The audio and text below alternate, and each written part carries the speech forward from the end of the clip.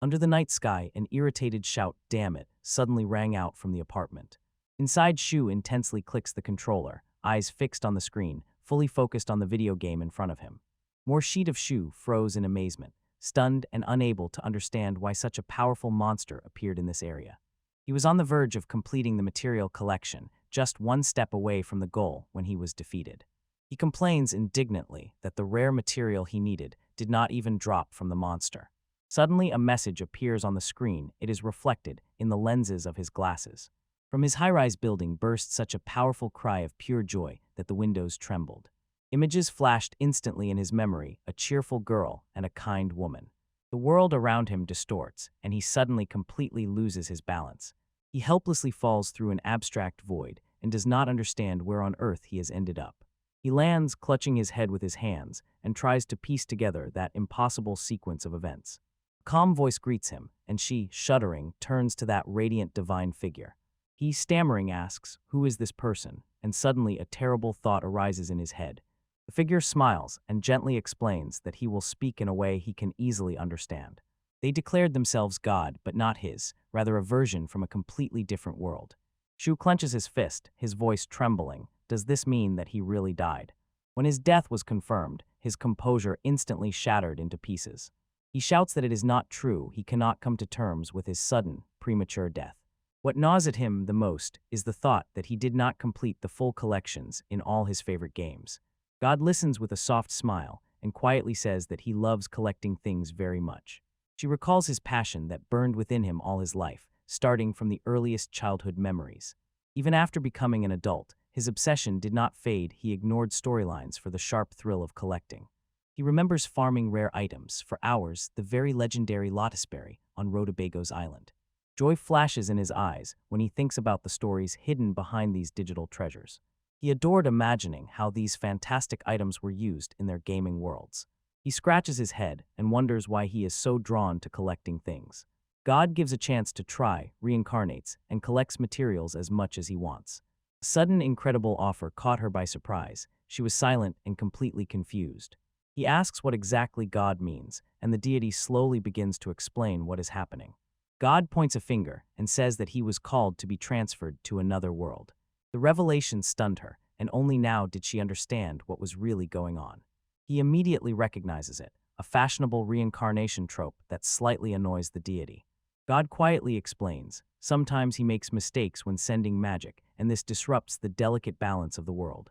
Pointing at Shu, the deity exclaimed, "This is exactly where he appears.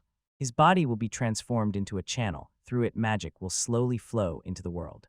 God whispers to him that his new body will be strong and will not suffer any harm. She falls silent for a moment, trying to digest the incredible news she has just learned. Finally, he dared and asked the most important question: why was he chosen?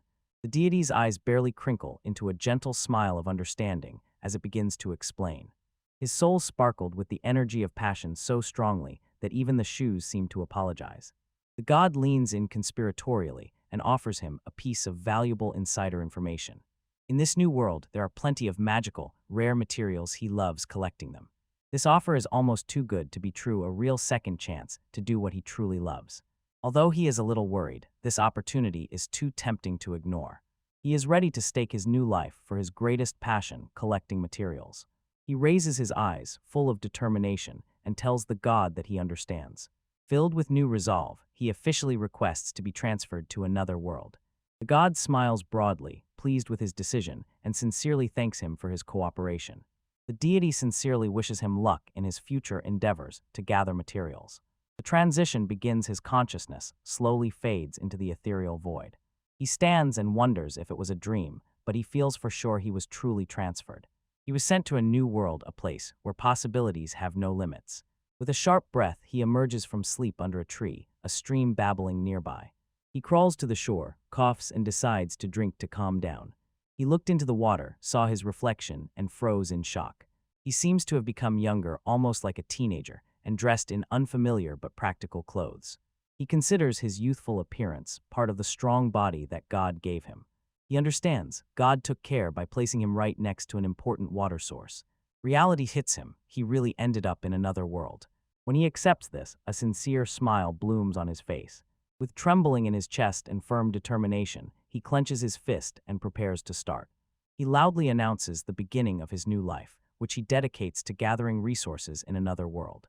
But his initial enthusiasm encounters a practical problem. He stands in a wide open clearing and does not know where to go. He decides, first of all, he needs to find a source of drinking water. He stands over a stream and hesitates, unsure if the water is drinkable. He worries that he will have to boil or purify everything, and suddenly something strange happens. A window with text suddenly appears in his consciousness, saying, "The water is drinkable." He recalls those words of God. They will give him a special ability so that he can survive. In a flashback, God says that he will be given power for this new world. The deity quietly asked, does he want any special ability? Shu desperately asked which world he was sent to. God explained, this resembles the games he played until he died. Dangerous fantasy world where magic rages, monsters lurk, and around many magical materials. The thought of new materials caused him a blush of excitement. He digested information about the world of swords and magic true fantasy. He was scared an ordinary clerk without combat skills like him would not survive. When God noticed his anxiety, he offered to endow him with power to help. He asked for power to enjoy a slow and peaceful life, gathering materials. He did not want to lose and asked for a way to sense danger. God understood his request, to live peacefully and accumulate material wealth. They agreed to give him enough power so that he would at least not die immediately. God called us modest, but greedy and somewhat inclined to luxury. He understands this is the ability God gave him, his unique gift. Trusting the divine revelation, he drinks river water in one deep gulp. The water was fresh, clean, and incredibly tasty, a real shock to his body. The taste shocked him suddenly. He realized that all his life he had been drinking the wrong thing. He decides he needs to find a way to carry this amazing water with him. Suddenly he remembers his bag, and with hope in his heart hopes that God put a water skin or something similar there. He reaches his hand into the tiny leather pouch on his hip and feels its contents. He is shocked by the depth of the bag and suddenly understands it contains a bunch of things. He lays out in that impossible haul tools, food, money, a sword, and other items. He smiles. It is clearly obvious to him that this little pouch hides more than its size should hold. He decides to read the sealed letter from God to understand his new equipment. The letter says that in the magical pouch space has compressed and time has stopped there. He continues reading and with burning eyes thinks about what other amazing abilities he has been given. He learns with surprise that he has two skills, appraisal for obtaining information and survey for searching materials. He felt that it was precisely his ability to evaluate that hinted to him, the water in the river is safe. Filled with excitement, he immediately decides to test his unique survey skill. He imagines how waves of magic spread out in rings, like ripples on the surface of the water. Shu took a deep breath, fully focused, preparing to use his new power. He stood alone in the middle of an endless open field, ready to begin the survey. A light breeze whispered through the tall grass around him. Beneath the surface of the stream, fish quietly swam in the clear, cool water. Gently on the tip of a leaf rested a perfect drop of dew. The world held its breath as the drop fell, a moment of complete concentration. Suddenly his eyes opened wide with the single word, survey. He unleashed his power. He froze in amazement, seeing what stood before him, and tried to understand what it was. The mushroom gently glowed with an ethereal light, like a hidden treasure. The root sticking out of the ground also quietly flickered with some mysterious energy. The landscape around seemed to come alive. It was now dotted with dozens of shimmering lights. He froze in amazement and couldn't believe, was all this really material? A broad, greedy smile blossomed on his face, the true joy of a collector. He decided to check the nearest spot of light and immediately rushed towards it. He approached the place and saw a strange, fluffy flower in the grass. He paused for a moment. Could this beautiful flower really be useful to him? He realized now is the perfect time to use his other skill, appraisal. Suddenly, a text window popped up in his head and named the plant azami thistle.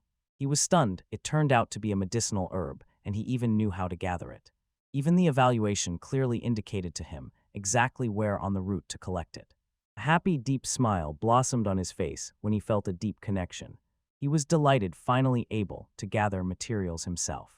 He gently hugged the jar and announced, azami thistle, his first official find. As he admired his prize, suddenly a thought ran through his mind. He remembered how God called his desire to live slowly and simply brave. He realized that his two skills made gathering so convenient, as if it were a cheat. He carefully pressed the lid onto the jar and decided to be modest, not to risk recklessly. He adjusted the bag on his shoulder and felt ready to take on the next task. He suddenly remembered the river should lead him to the village of Furmill, his obvious destination. He took a step toward the village and suddenly froze. As he pondered, a sly smile flashed across his face, but before that, he dashed off running, shouting that he simply could not leave all those materials behind. After some time, he was breathing heavily in the shade of the trees. He was completely out of breath from the frantic, anxious bustle of gathering. He fell in the middle of his haul and admitted that he had overdone it. He looked with admiration at his magical bag. It held everything and did not get any heavier. He thought deeply and suddenly realized that his current method was too scattered. There was so much light that it blinded the eyes and prevented concentration. He really wanted to narrow the search to more specific targets. He decided to take a risk and refine the search, pushing his skills to the limit. He focused and stubbornly searched specifically for the material Wagner's fang. Everything worked perfectly, and he was pleased with how easily the targeted search went. He saw the targets were nearby and thought, it's a pity not to take them. When he carefully observed the signals, something strange in their behavior caught his eye. He noticed that the lights moved slightly, and he wondered what could this mean. He suddenly realized the source of the signals was right behind that tall grass. His eyes suddenly opened wide, and horror filled him when he understood. He instantly activated his ability to assess and felt a desperate panic engulf him. A small image flashed in his mind, and suddenly he understood the creature Wagner. He looked out from behind the grass and held his breath. Sharp ears of monsters were sticking out in the distance. He instantly ducked down again, his heart pounding wildly in his chest. He was shaken but sighed with relief when he realized that his observation had revealed a living monster. He suddenly understood. If he stayed away from the moving lights, he could avoid the monsters. He clenched his fist and quietly thanked God for such a universal and useful skill. He felt it was time to head to the village before it got dark. He was standing and suddenly a dazzling flash lit up in the distance, instantly catching his gaze. He flinched sharply when suddenly a bright golden light flashed. He wondered if that distant beacon of light could also be material. He hesitated because he knew it was already late and he had to go. The collector's instinct won. He dashed away, promising that this was the last time. He remembered that the other lights were blue and violet, and he was instantly intrigued by their difference. In the distance, the golden light surged with powerful, captivating energy. He approached closer. His face showed focused anticipation and excitement. He forced himself to keep walking, repeating to himself, "Almost there." He arrived and saw in the clearing a large smooth object lying quietly and glowing. He swallowed deeply, and his eyes widened with admiration for this beautiful thing. He reached out with a trembling hand and quietly whispered, "How beautiful this is." Lifting it, he could not contain his amazement, how light and sparkling it was. He raised it to the light and suddenly noticed, it shines like a mirror. His heart was pounding. He activated his appraisal skill. Suddenly information appeared. It was the legendary scale of the red dragon. He shuddered from shock and shouted for everyone to wait a moment. In his imagination, a terrible dragon grew, because he knew that such things are always carefully guarded. Panicking, he immediately activated the inspection skill and rushed to look for another scale. The forest fell into complete silence. No other signal was heard. He sighed long and trembling with relief and wiped the sweat from his forehead. He thought it was some special bonus, like a reward from God for the first entry. He froze for a moment, piecing together parts of his discovery in his head. He thought the color of the light would indicate how rare this material was. He sat on the grass and held the incredible dragon scale in his palms. A broad, joyful smile blossomed on his face as he looked at his new treasure. He stood up satisfied and was finally ready to set off for the village. In the distance, he spotted the familiar city of Furmill and rejoiced he would finally arrive. As he approached civilization, his face shone with genuine admiration. He approached the main gates and said, "Finally arrived." He froze, his heart pounding in his chest at the very thought of the first meeting with a person. He stepped forward decisively, and in his thoughts, the meeting that awaited him was already taking shape. Immediately before him stood a stern guard with a spear. She nervously stammered and whispered, asking if this was really from our village.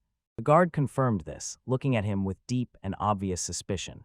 He rudely demanded to know what she needed here, in such a rural place. Shu cleared his throat, gathered his strength to introduce himself friendly. He said that his name was Seishu Shu, a traveler who collects materials and looks for a place to spend the night. The guard's face instantly softened. Seeing a specialized adventurer, he felt relief. He burst out laughing and explained that the forest was teeming with monsters, so he was cautious. The friendly guard smiled and introduced himself as Laurent from the local self-defense. He awkwardly apologized for his hostility and said that guests appeared very rarely in their village. She instantly blushed with relief when Laurent extended a friendly handshake to him. He sincerely shook the guard's hand and warmly thanked him for that kindness. As they walked, Laurent suddenly noticed what a strange and unusual name she had. Laurent looks at Shu with interest and asks what his surname is. Shu panics inwardly when he realizes that in this world, only nobles have surnames. Laurent raises one eyebrow and directly asks Shu, "Are you a noble?" Shuluf nervously insists that his name simply means gathering, and Laurent cannot hold back laughter. Lauren waved her hand and softly said that Shu was probably tired after the journey. He decisively points down the village street, directing Shu to the large tavern. Smiling broadly, Lorraine solemnly welcomes him to the village of Fermel. Shu's face shines with sincere gratitude as he thanks the friendly guard. He walks through the village contentedly and enjoys the beautiful scenery. He passes by several cozy timber-framed houses where children are playing cheerfully. A small group of children freezes, stopping their game, and looks at the newcomer. Passing by, Shu waves to them friendly. From afar, the children shyly wave back. Up close, the children waving can be seen, their faces shining with smiles and joy. Shuz smiled to himself, feeling peace and relief spreading in his heart. He thinks that Fermel is truly a very beautiful village. He has almost reached the end and looks up at its simple sign. He recognizes it as his destination and is amazed he can read the inscription. He feels safe and sincerely grateful for God's support. Entering, he loudly and politely greeted the empty room. He wonders if someone is nearby, and at that moment, a quiet voice responded. She shuddered and instantly turned toward the unexpected sound behind him. A young girl with freckles and braids asks if he is a client. Her eyes widen with excitement. She realizes they have a guest. She turns and loudly calls her mother. "A customer has come." A female voice answers from above. She says she is coming down. A woman appears with a friendly face covered in freckles, her expression warm and welcoming. She notices his unfamiliar face and is not mistaken. He is a traveler. Shu confirms that he has just arrived in the village.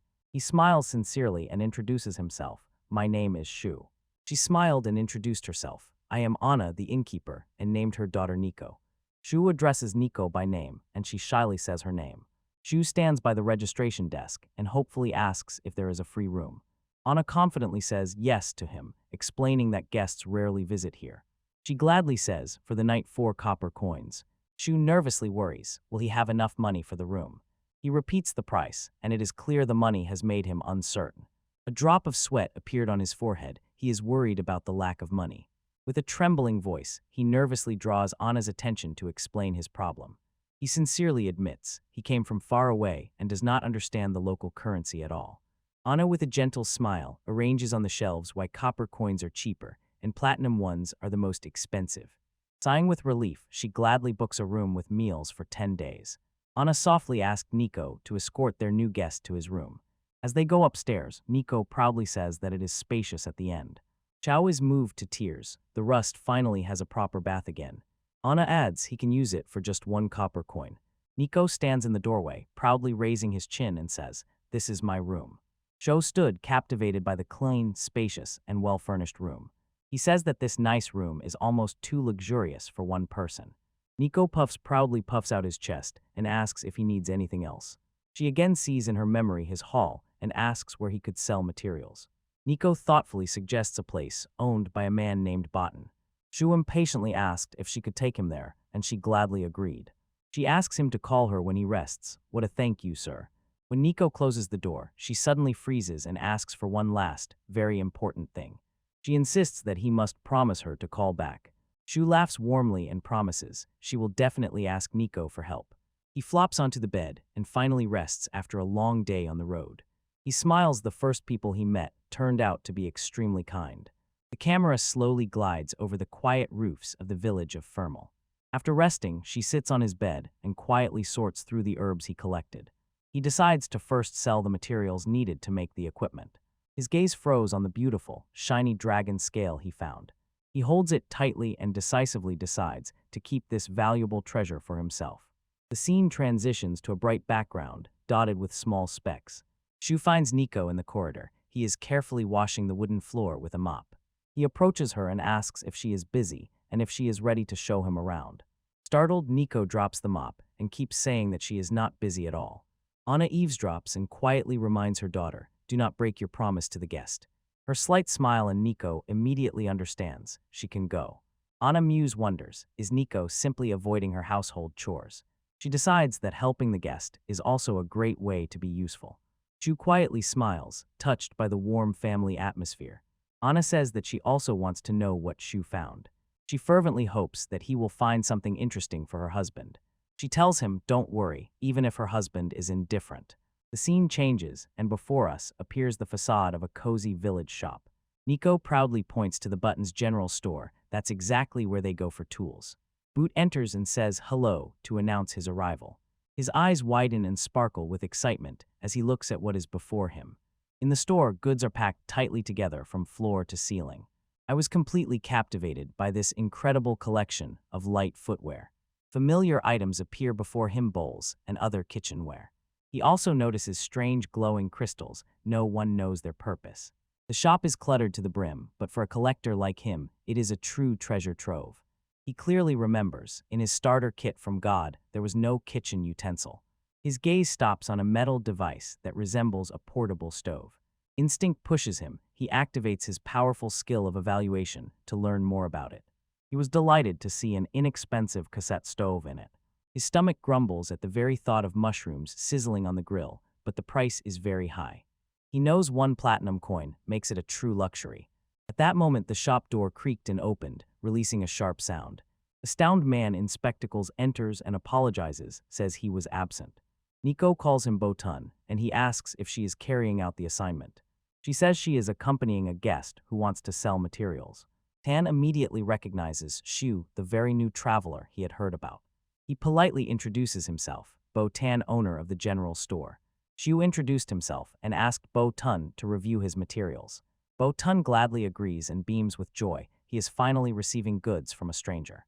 Shu put the bag on the counter. He is ready to start the deal. Tan, the shopkeeper, adjusts his glasses, looks closely at the shoe bag and murmurs thoughtfully. His eyes suddenly widened in shock when he realized that this was a magical bag. The embarrassed Shu shyly asked, how could he know what it was just by looking? Botan firmly says that he had seen such a thing only once during a trip to a big city. He describes the bag as a legendary artifact, a true treasure of illusions created by ancient masters. Everyone froze in amazement, and Botan could not hold back. He asked Shu where he got such a valuable item. Shu sinks into panic. Inside, he will not be able to explain that it was a gift from God. He clutches his chest and theatrically pretends that he was overcome by sudden sadness as soon as Botan asks what happened. Shu, with a sad expression on his face, says that the bag was a gift from a person who is no longer in this world. Botan unconditionally believes this tragic story, and a serious, sympathetic expression appears on his face. He says that for such a young person as Shu, considerable determination is needed to bear such a burden. Patton apologizes for the inappropriate question and finally suggests starting the evaluation of the materials. He casts a glance at the ordinary herbs and mushrooms and says that they are all quite useful. He offers 7 bronze coins and 1 silver coin for the herbs and 3 silver coins for Wagner's fangs. She feels the color of the light from his inspection skill immediately reveals how valuable the item is. Then he shows another treasure, a flawless snake skin neatly rolled up in a box. A gleam of mastery lit up in Botan's eyes, and he said that the white snake skin is wonderful. She again sees in her memory that special orange glow of the skin and quietly hopes to get about 8 silver coins. Standing next to Nico, Botan prepares to make an offer that will stun them both. In the quiet shop, Botan calmly offers 4 gold coins for the skin. Shu's and Nico's eyes pop out of their heads simultaneously in cartoonish surprise. Shu bursts out screaming, not believing the price is so high, and Botan reads disappointment in his reaction. Botan explains that white snake skins are rare and incredibly valuable in their lands. Thinking he offered too little, he nervously raises the offer to 5, then to 6 gold coins. Nico says that she used to find snake skins, but they never cost so much. Botan clears his throat and prepares to explain to them the true value of the material. He says that perfectly white skin is insanely popular among the nobility. He insists on the leather bag. It is an important symbol of his status. He adds, in the capital, it would be sold for even more. Smiling, she says that the initial offer was more than enough, and she gladly agrees. Relieved, Barton clasped his hands and thanked Shu gratefully for the deal. Then he carefully examines the valuable moonflower and offers 3 decent silver coins for it. Botan explains that this flower absorbs moonlight, so it is added to potions to restore strength. He enthusiastically praises Shu, calling him a true master of appraisal because he finds such quality items. She thinks he was just bluffing, but finally begins to understand market prices. Botan emphasizes once again, in the capital, these things would cost much more.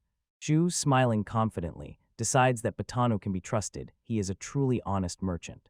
Botan places a small, heavy pouch of coins on the tray, thus putting a full stop to their deal. Shu gladly accepts the payment and counts now he has 10 gold and 2 silver coins. He is thrilled by the crazy profitability of this new world and feels as if he just won the jackpot. Nico looks up at Shu, eyes widening. He can't believe that just gathering materials can earn so much money. Batan adjusts her and explains that it is not always so profitable. Shu's skills are simply impressive. Shiluf modestly believes that his unique gifts from God are the real secret. He squeezes the pouch of coins and thinks, if he masters his skills, he will be able to earn even more. Shu and Nico turn to leave the shop, and suddenly Botan calls them. Patton, sitting at the table, asks for a favor. Skills in working with footwear are needed. She turned around, surprised by the request, and asked what exactly the seller needed. Leaning forward with a sincere expression on his face, Botan asks Shu to find a full moon flower for him. Shu and Nico lowered their heads surprise, and lively curiosity froze on their faces when the name of that rare item was pronounced. Shu froze for a moment, pondering the unexpected request. A drop of sweat appeared on his forehead. He bought it and, quietly repeating "Flower of the Full Moon," officially launched the next complex quest. Nico immediately understood everything and, shining with joy, asked if it was a gift for her mother. The blushing Batan awkwardly scratches his head and admits his wife's birthday is very soon. Delighted by the romantic gesture, Nico happily jumps and leaves the room. In her imagination, a beautiful legendary flower blooms, which, according to legend, grants happiness to the one who receives it. She explains to Shu with trepidation that this flower is extremely rare and almost impossible to find. Shu is torn between the desire to help and the feeling that the task seems impossible. Botan's voice suddenly pulled him out of his thoughts and pushed him back into reality. With a friendly smile, Botan reminds Shu about that magical heat-conducting plate he had previously admired. Holding a strange mechanical device above his head, he offers to let Shu try it. At the botany demonstration, everyone saw that it was enough just to put the magic stones in the glass chamber near the base. Shu holds in his hand one of those nice stones that look like pebbles and eagerly wonders if his appraisal skill will work. The skill works successfully, and the stones in the box light up with magical light. The information panel says, magic stones are crystallized mana found inside monsters. Shu suddenly realized, by applying his inspection skill to these stones, he could detect all monsters nearby. Botan sharply pulls him out of his thoughts and apologizes for distracting him. He continues the demonstration, calmly explaining, you just need to close the lid and turn the handle. With a quiet click from the burner, stove suddenly flared up with a clean steel flame. Shu and Nico, eyes wide open, watch in awe at how easily magical fire was created. Nico says with a smile, cooking would be much easier if they had such a convenient device at home. Botan leans closer, his glass shining, and prepares to make the last, irresistible offer. He vividly paints a scene with words, Shu cooking fresh mushrooms and fish on a stove out in nature. He makes an incredible offer, find the flower and he will sell the stove at a big discount. Determination burns in Shu's eyes. He accepts the task and vows to ensure marital happiness. Batan says that his wife's birthday is in 4 days and apologizes for informing about it at the last minute. Shu lowered his head. The pressure from the tight deadline suddenly overwhelmed him. Nico encourages himself, confident that his skills will help him find the flower. Shu sighs in a sad admission, with so few clues, it will be extremely difficult to find it. Perhaps Nico's successors, father saw it in childhood, he played in the forest. Instantly cheered up, Shu immediately asked her to introduce him to her father. Finally returning, Nico cheerfully exclaims, I'm home. A handsome man with reddish blonde hair turns around and, smiling warmly, greets his daughter. She immediately recognizes him. The man's jaw drops and he says in shock, Lauren. Lauren warmly greets Shu. Shu asks if the guard is also staying at the inn, and the guard just laughs. She begins to assemble the puzzle, and an expression flashes across his face as if he has just understood everything. Everything becomes clear when Nico happily throws himself into Lawrence's arms and joyfully calls him Dad. She couldn't believe it. Lauren is really Nico's father, and Lauren confirms it. Lawrence jokingly places his hand on Shu's shoulder with a smile and teases him for getting so close to his daughter so quickly. Anna's voice is heard off-screen, "Stop your nonsense." She suddenly appears and asks Lauren to come and help her prepare dinner. As he leaves, Lauren raises his finger up to Shu, promising him that Anna's dishes are the best.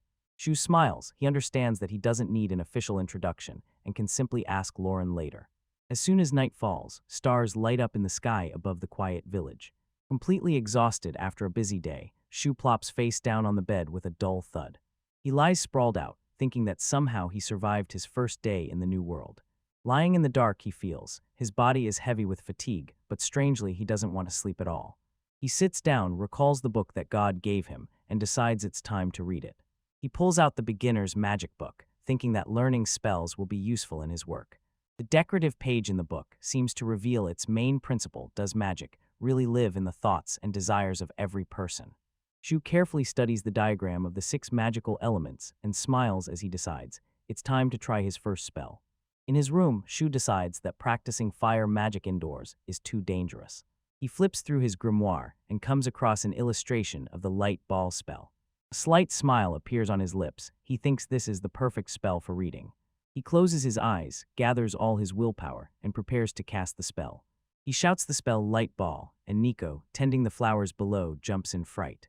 From the window on the second floor at the end of the building, a bright flash of sparks from a lighter bursts out.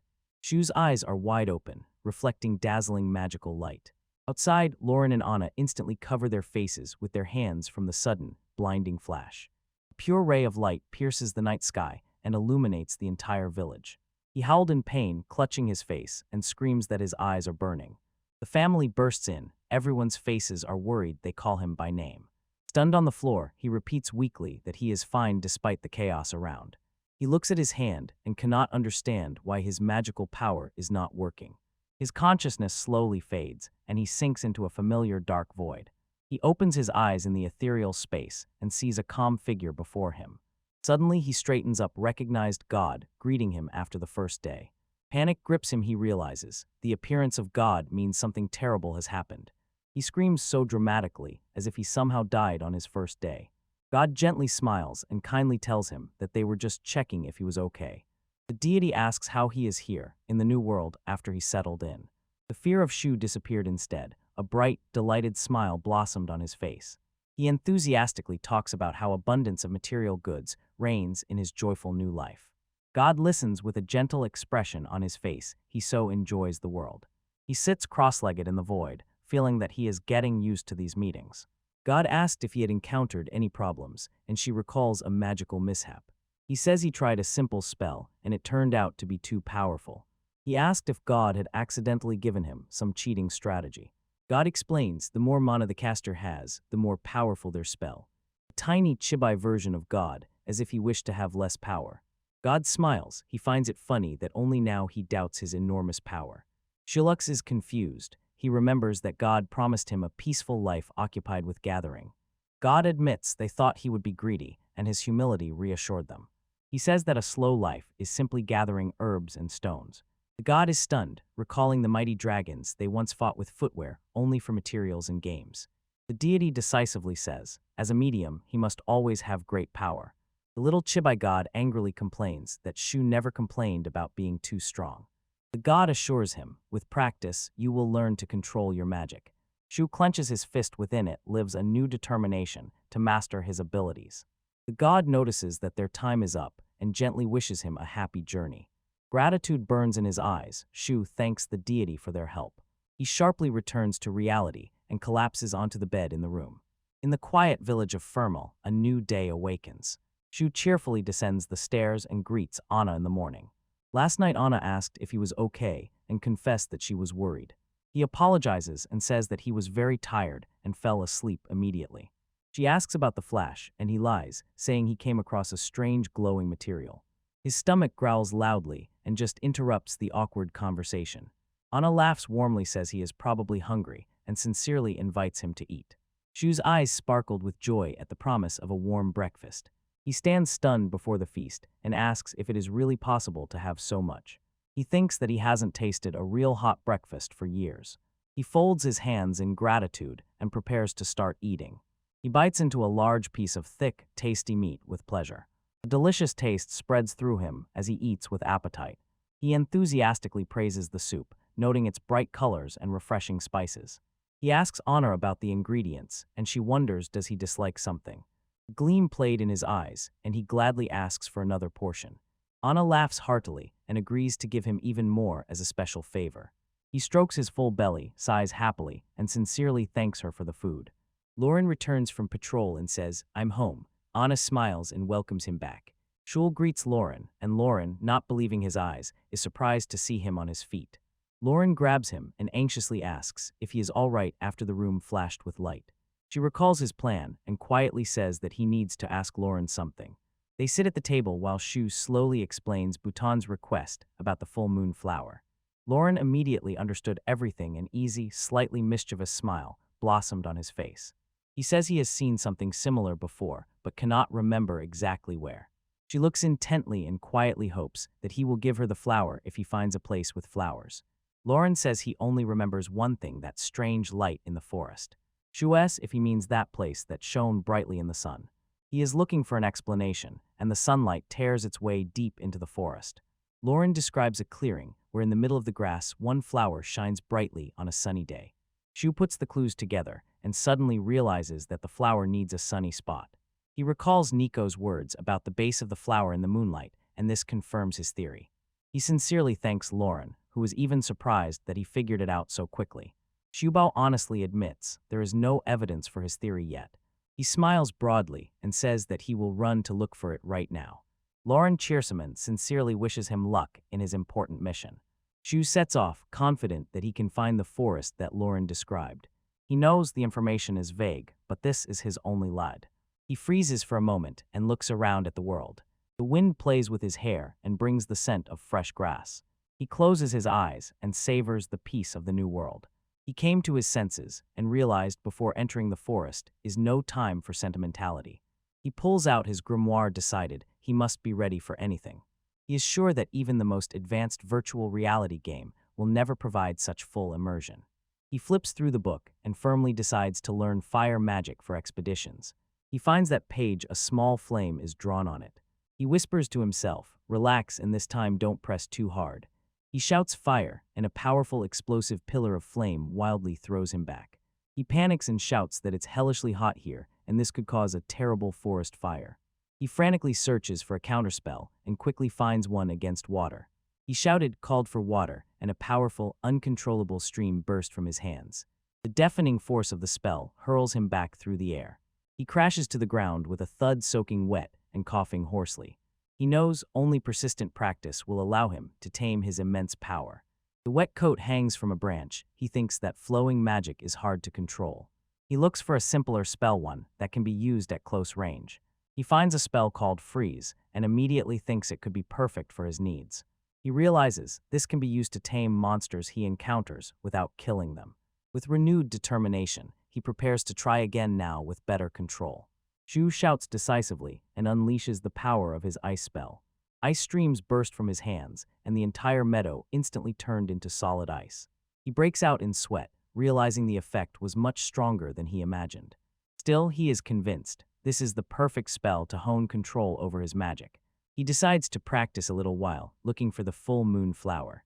Following Lauren's instructions, he approaches the entrance to the southern forest.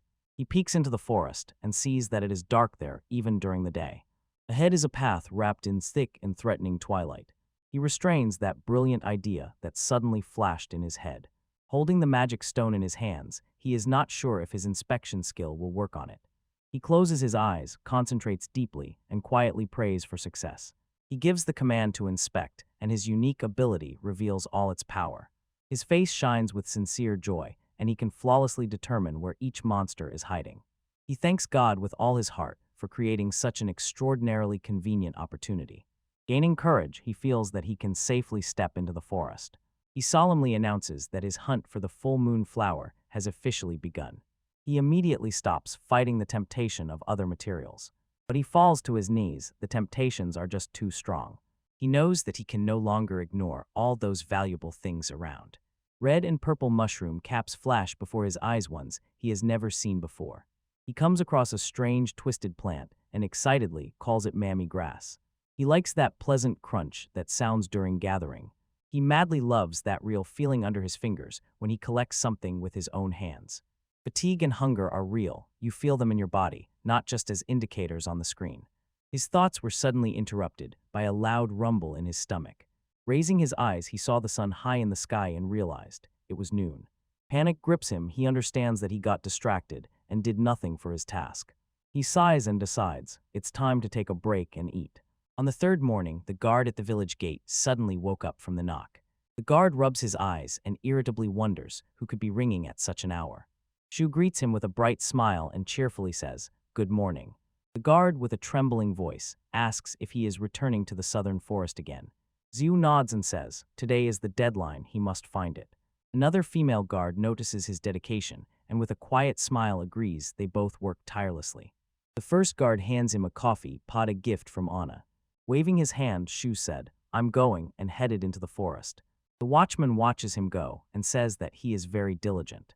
His companion swallowed the coffee and quietly agreed. They are surprised to see that Botan is standing below and overheard them. Botan glanced toward the forest and whispered the name of the full moon flower. He recalls his unsuccessful attempts when internal monsters frightened him. He feels a quiet, unwavering confidence. This Shu will definitely succeed. At night near the full moon flower, Shiricles glows in the darkness. He feels that now it will be much easier to notice it. He knows that monsters are more active at night, but in his soul he feels he has no choice. On the eve of his birthday, he carefully examined everything around and decisively searched for the flower. The deadline pressed mercilessly, his face tensed with concentration. Sighing with relief, he noticed that his skill catches glows in the darkness, resembling monsters. Deciding to act cautiously, he repeatedly resorts to his inspection skill. He spends hours gathering various materials and simultaneously keeps his eyes on the goal. He raises his eyes to the sky and suddenly realizes how much time has passed. He barely escaped from the night predator when it suddenly rushed towards him. A huge dark forest seems to stretch endlessly. He is gasping from exhaustion, and in despair he still hasn't found the flower. He looks at the setting moon and fearfully thinks that morning will come too soon. Suddenly his eyes widen in shock. He notices something. He instantly starts running, noticing a beam of moonlight nearby. He runs out into a clearing and freezes. A huge shadowy bear stands before him. From pure terror, his heart pounds in his chest. The bear lets out a deep, low growl from its chest, and its eyes glow ominously. As if by itself, his hand involuntarily reaches for the sword hilt at his belt. He steps back, and one thought keeps echoing in his mind: he is doomed. At first, he wants to sharply turn around and run away from that terrible beast. He freezes, realizing that could be a fatal mistake. The bear watches him intently, as if waiting for his next move.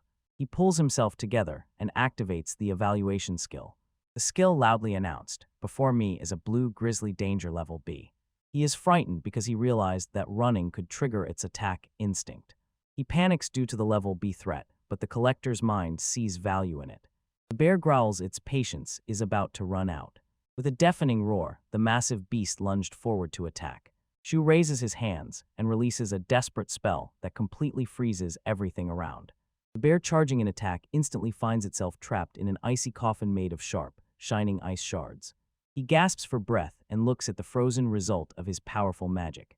He gently lowers himself, and dust slowly settles around the massive ice statue. He looks at the roaring face of the bear, forever frozen in the heat of rage. He lands with a victorious smile, shining with happiness. His magic practice has yielded results. He carefully taps on the thick ice, still not believing that with one flash he froze such a large creature. Looking up at the frozen beast, he feels that it is even more terrifying up close. Suddenly a thought flashes in his mind, and he remembers his true goal. In a single beam of moonlight, a beautiful full moon flower gently shines. He stands before it, enchanted by its ethereal beauty. He extends a trembling hand and quietly whispers, "This is what is needed." His assessment confirms its identity, noting that its light is preserved by the root. Holding the flower in his hands, he beams with joy and says, "I finally found it." He carefully lowers the glowing flower into a tall glass jar. He admiringly gazes at his reward, happy that he has finally completed his mission. He closes the jar to preserve its beautiful light in his magical pouch. He looks over his shoulder, confused and doesn't know what to do next. His gaze slides over the huge frozen carcass of a blue grizzly. He ponders the dilemma and admits he doesn't know how to process the bear. Suddenly, a crazy idea flashes in his head. He wonders, will all this fit into his bag? He pushes the huge bear, covered in ice, right to the entrance of the bag. To his surprise, everything is sucked inside with a quiet pop. He sits on the ground, stunned, and says, "It really went in." He insists that the bag rule about living creatures does not apply if the creature is dead. Smiling with satisfaction, he decides to hurry back to the village. At dawn, he enters the tavern, shouting a joyful greeting. An elegant stranger woman approaches him, holding a dust brush in her hand. The woman smiled warmly at him, and he remained completely embarrassed. An elegant woman with a warm, understanding smile quietly asked, "Is he a boot?" The boot was suddenly caught off guard, stuttering embarrassed as confirmation. At that very moment, Bolton flew into the room and enthusiastically shouted the name Shoes. He impatiently grabs Shoa's hand and, sincerely grateful, whispers, "Thank you for getting up so early." With a smile, Bhutan suddenly realizes that he completely forgot about manners.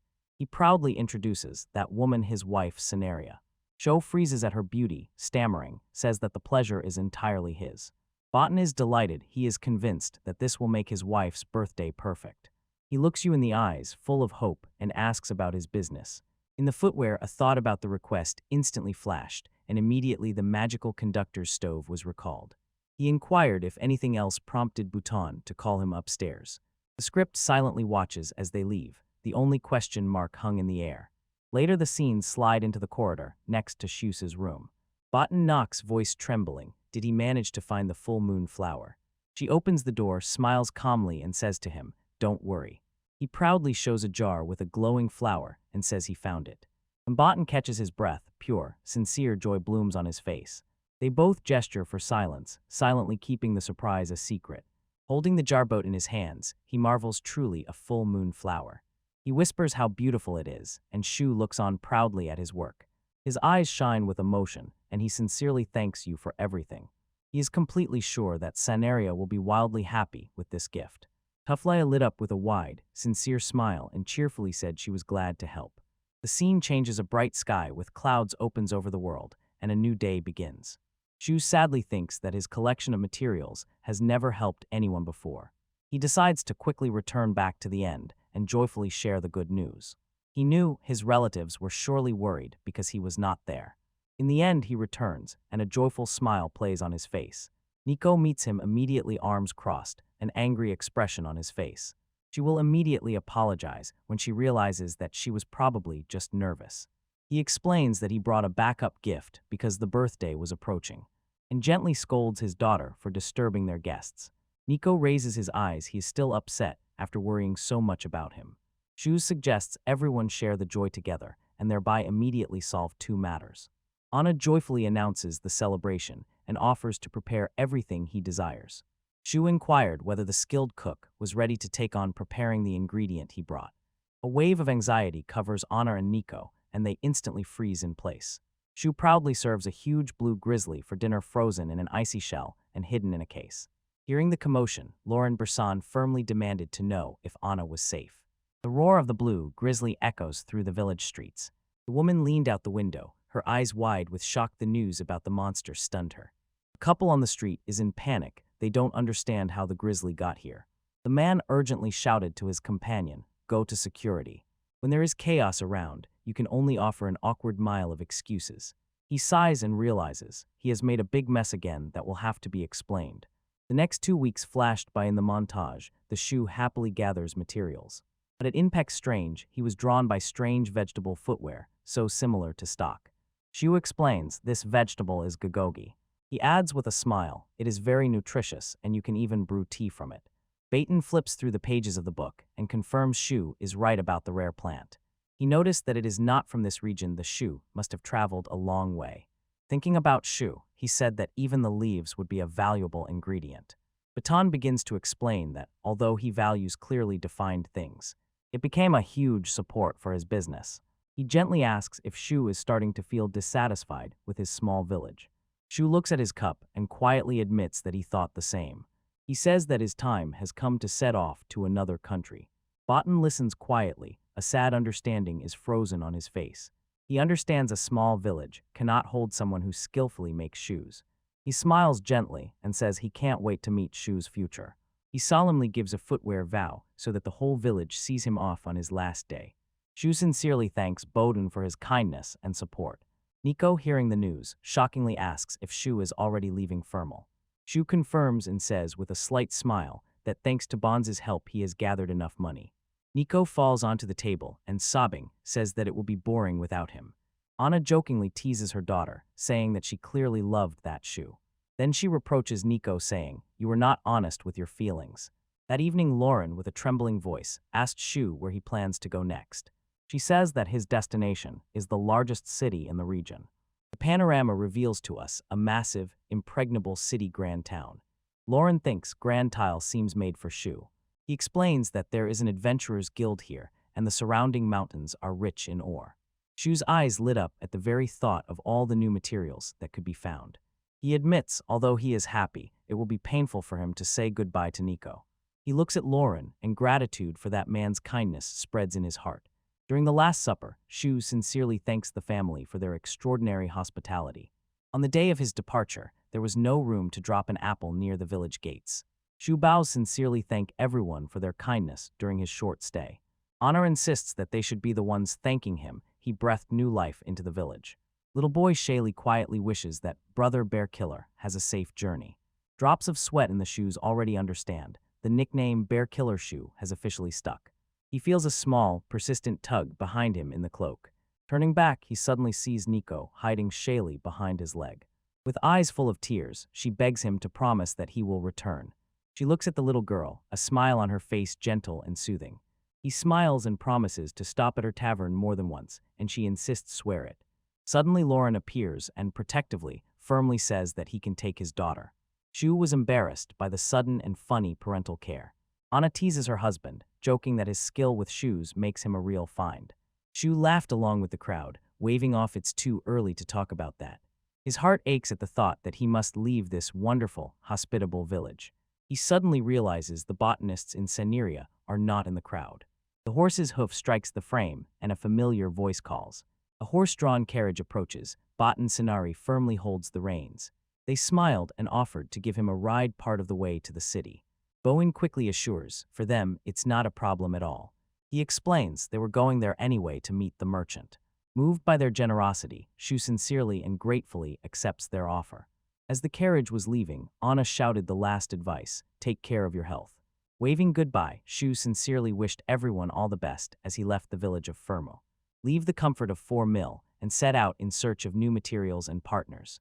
A cheerful cat girl, holding a basket of fresh bread, joyfully announces their arrival. She points with her hand to the large tavern and proudly calls it the Pavilion Cat's Tail. Smiling, she holds the door open for Shud enter. Incentrion is decorated with fine or woven ironwork, hinting at its quality. With a click, the door opens. She offers to lead him inside. Shu peeks into the door, and a slight surprise plays on his face. His surprise instantly melted, and a gentle, happy look of gratitude appeared on his face. The tavern is noisy, crowded and lively. Many different people have gathered here. The first floor is both the reception and the main dining hall at the same time. Mina, the cat girl, with a sly smile, explains that at night there is a pub here. Shu thinks to himself, the inn is wonderfully bright and welcoming. He sees hardworking cat people bustling all over the room. He happily realizes that this reminds him of a cat who stumbled upon a pleasant discovery. Mina asks if he likes the tavern, although it is sometimes a bit noisy here. The senior colleague approaches Mina and says that she is late and needs to help. Mina hurriedly explains, "I am with a client, please wait." She notices how interesting. Not all people who love cats build sentences with Nia the same way. Mina shows him his room, simple, but clean and so cozy, truly his personal space. When Mina finishes the short tour, the room immediately seems cozy and comfortable to him. Mina becomes serious and explains the last unbreakable rule of the end. She froze in shock and wondered what this unbreakable rule was. She strictly forbids him from touching the ears or tails of the working staff. She says that people are often curious, but touching them is frightening and considered impolite. Shu, all sweaty from nerves, instantly agrees he understands this important rule. He admits that they look fluffy, but knows touching a stranger would clearly be wrong. He bows low and apologizes with shame for imagining it as a cat cafe. Just as Mina is about to leave, Shu urgently calls her by name. He desperately begs her to tell him one more important detail. Mina turns to him, curiosity in her eyes, slight embarrassment on her face. The answer to his desperate question is hidden inside this magnificent bathhouse building. Shu sits in a large steaming bath and feels completely restored. He thinks nothing can replace the pure bliss of a real hot bath. He looks at this magnificent architecture and suddenly realizes this is not a natural hot spring. A small dragon-like creature, like a living magical heater, and he feels very comfortable because of it. For a moment panic grips him. He imagines a disaster that his powerful magic could cause. Relaxing, he inhaled and felt the pleasant smell of fresh grass in the air. A man with long gray hair carefully sprinkles herbs into the water. Row cheerfully paddle with the oars and ask the man what he is doing. The man explains. The innkeeper asked him to prepare a special healing bath. It is a special mixture. It cures fatigue and heals wounds after adventures. He says that from time to time, he adjusts the mixture. It is part of his research. Zai, with a trembling voice, introduces himself as a new adventurer and heads to the guild. He shyly admits, still a complete amateur. The man smiled slightly and calmly, glad that Shu was enjoying the bath. When the apothecary leaves, Shu politely thanks him for his work. Completely relaxed, he decides to rest properly and set off for the guild tomorrow. He stands listening to his heart and asks himself how far will his first skills and God's gift carry him. The next day he stands, holding his breath, before the large and impressive Adventurers Guild building. He raises his eyes in admiration, completely overwhelmed by its scale. Unlike in the game, these travelers show no ranks or levels. An experienced traveler cannot help but notice, here everyone looks like true professionals. A giant wolfman growls and roughly orders him to leave the entrance. Shu is frightened. The sudden remark sounded aggressive. He gathers courage and decisively enters the hall, his posture radiating confidence. He goes inside and his jaw drops. An incredible scene unfolds before him. Guild House, a bustling hive of affairs and trade, full of machinations. Peeking from behind the crowd, he was stunned by how many people were inside. It seems that everywhere crowds of people dream of becoming adventurers.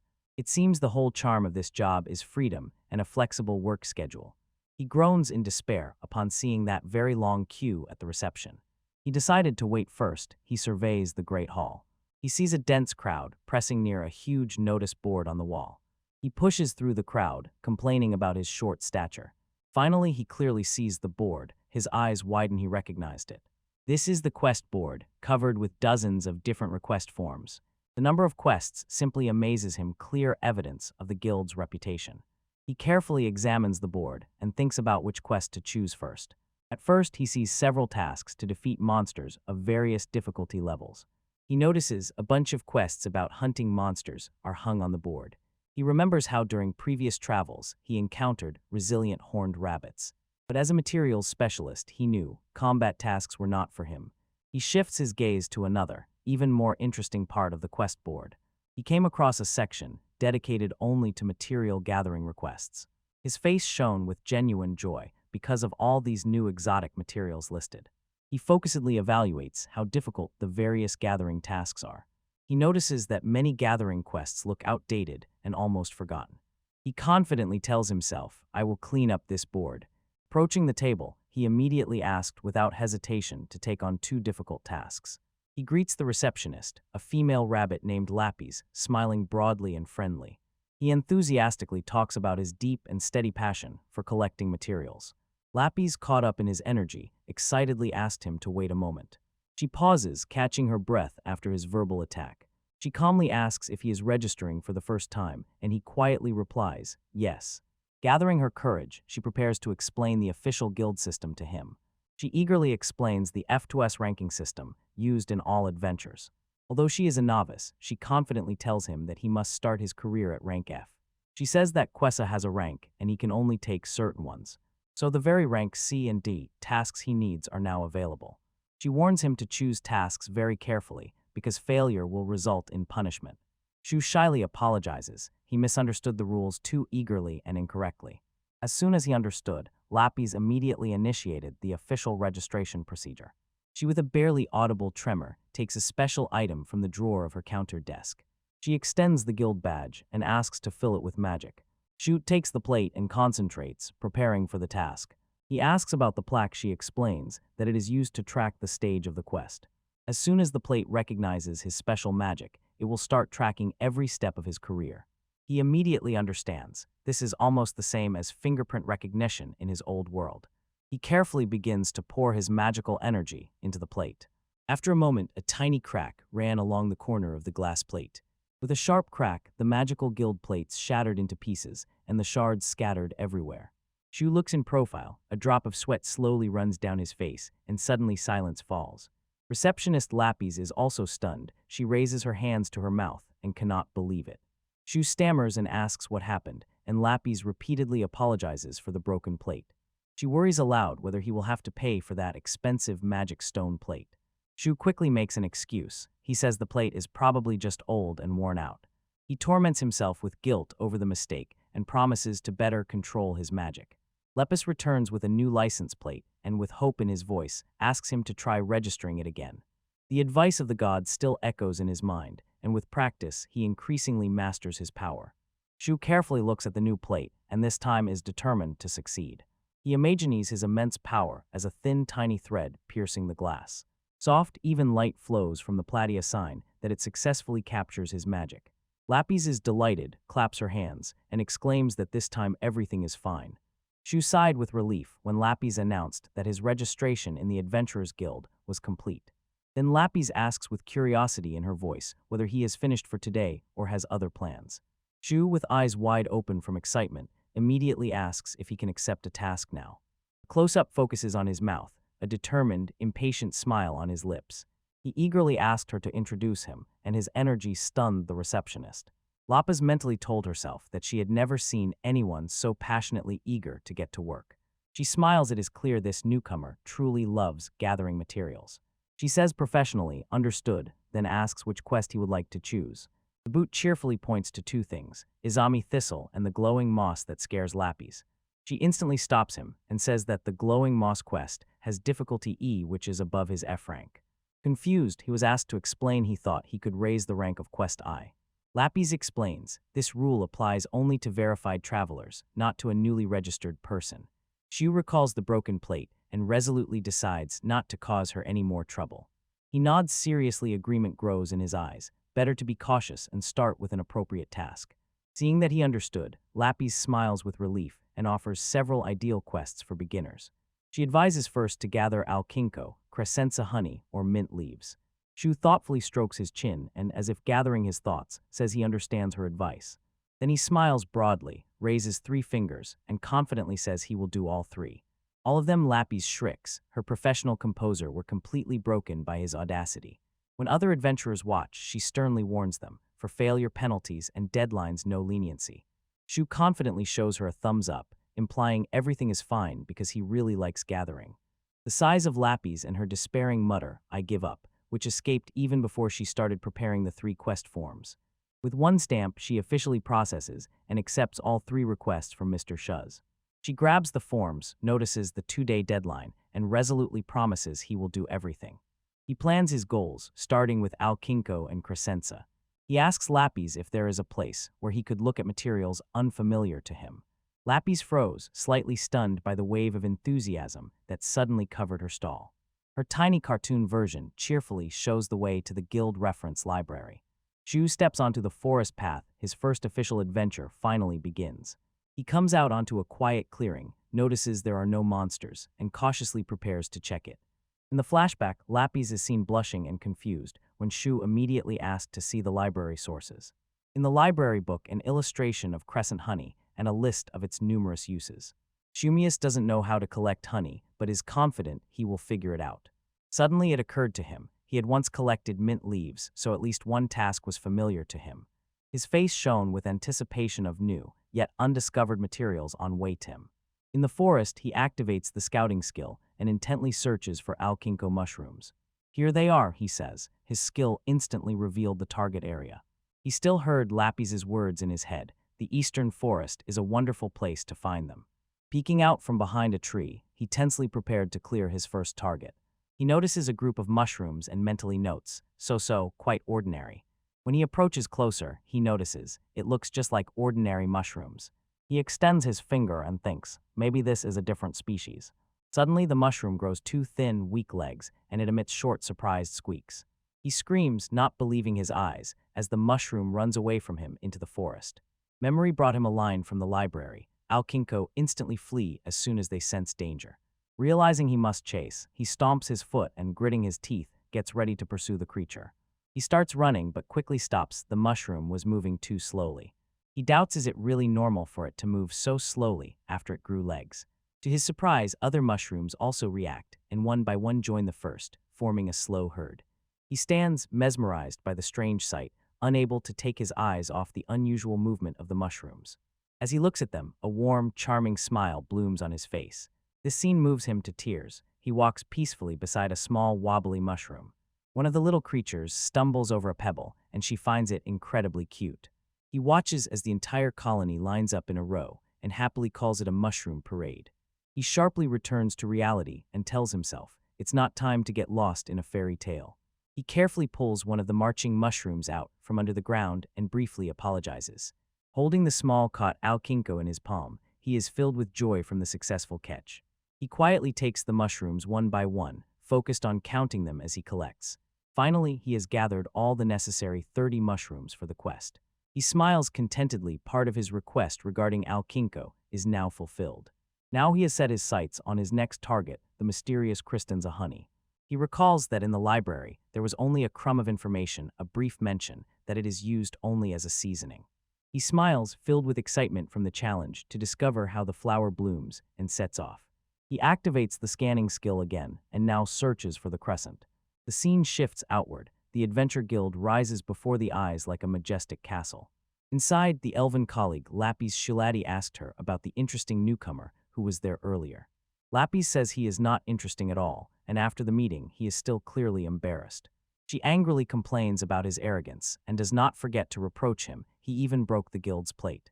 Shiladi became curious and asks Lapis to tell her more about that broken plate. She becomes serious and quietly says that she had heard about such a thing before. Lapis opened his eyes wide and looks at Shiladi, stunned by this revelation. She asked if that means someone had broken the plate before, and Shiladi confirms it. She enthusiastically tells the story about a powerful mage who served at the royal court several decades ago. Lepus whispered, inquiring about the age of the shoulder, and the long-lived elf gave him a sharp look. Schulte continues with a passionate gleam in her eyes to explain that when the powerful mage tried to register his magic, the guild plates instantly shattered into pieces, as did the boot. The mage laughed and said that the plate was too weak to withstand his immense power. Lapis thinks aloud, does Shu have the same power as that legendary mage? Shalidi calmly bites her pastry and quietly says she believes it is possible. They both imagine how she will laugh and brush off this comparison, considering it impossible. Lapis says that even if you are incredibly strong at completing quests, it is still a completely different matter. She talks about Crescenza Honeyquests. He is known as the destroyer of novices. She squints and explains that 80 of novices fail this quest, known for its difficulty. Shalti swallowed the drink, smiled, and said she was curious to see what he would bring. A cheerful greeting at the guild entrance snapped Lapis out of his thoughts. The smiling boot turned around and joyfully said he had successfully gathered all the necessary materials. Lapis and Shalati froze in amazement, calling his name and simultaneously in shock. Lopus could not believe it. He completed the quest, and it happened just that morning. She clenches her fists and insists that it is not a problem, just incredibly fast. She begins the inspection with a perfectly clean test tube. It shines with collected honey.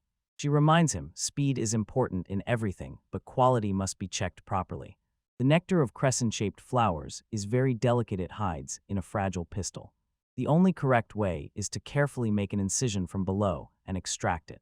Suddenly, a 5-star rating appears, a sign that this honey is of the highest quality. Lapis froze, holding her breath. Shock passed through her when she saw the perfect result. She says with sincere joy that alkinko and mint leaves are also collected in perfect condition. Shu sighs in relief. He was glad that his meticulous work met her high standards. He admits that he was so nervous he almost told her, "Don't push it." Lapis pauses for a moment, reflecting on the incredible results. She takes off her glasses. A warm smile blooms on her face. She finally understood. His passion for collecting materials was genuine. Shu politely leaves the guild table, saying goodbye courteously. He walks through the city, the roofs stretch under a gloomy, somber sky. He recalls with a smile that the reward turned out to be greater than he expected. He knows if he brings materials in better condition, he will be paid more. He returns to the pavilion, cat's tail, to his temporary home. He enters the noisy tavern and loudly says that he has returned for the evening. The common room buzzed with bustle, loud and crowded with visitors. She looked around and noticed how the tavern comes alive at night and becomes noisier. Adventurers of the most diverse kinds gathered together, savoring drinks and cheerfully engaging in friendly conversation. The loud noise of the crowd presses on him a little. He was going to quietly eat in his room when suddenly someone called him by name. He turns around, eyes wide with surprise. Mina called him. Mina suggests to him, "Let's celebrate this hard work by buying drinks for everyone." She laughs. She understood her playful suggestion to spend his new earnings. Feeling good after the day, he agreed. One drink would be nice. Mina smiles broadly. She is so happy that he agreed. She nods, inviting him to follow her, and he is completely puzzled.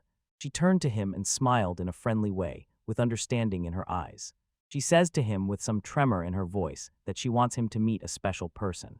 She says again there is someone she wants to introduce to him. He follows her, and one question spins in his head: who could she be talking about? Mina simply says he will understand when they get there. He jokingly imagines that this is a fan of his skill in packing things.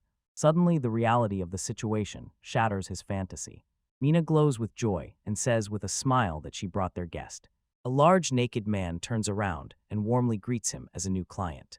"Choose my," Panic screams, "because this is a bear." Mina proudly pronounces the name of the impressive chef Bandel. Bandel extends a large hand, a friendly, welcoming gesture. The relieved Shu thinks that, after all, he is a good person. He politely responds to the greeting and is sincerely glad to meet. Suddenly, the friendly expression of the chef fades, his face darkens and becomes threatening.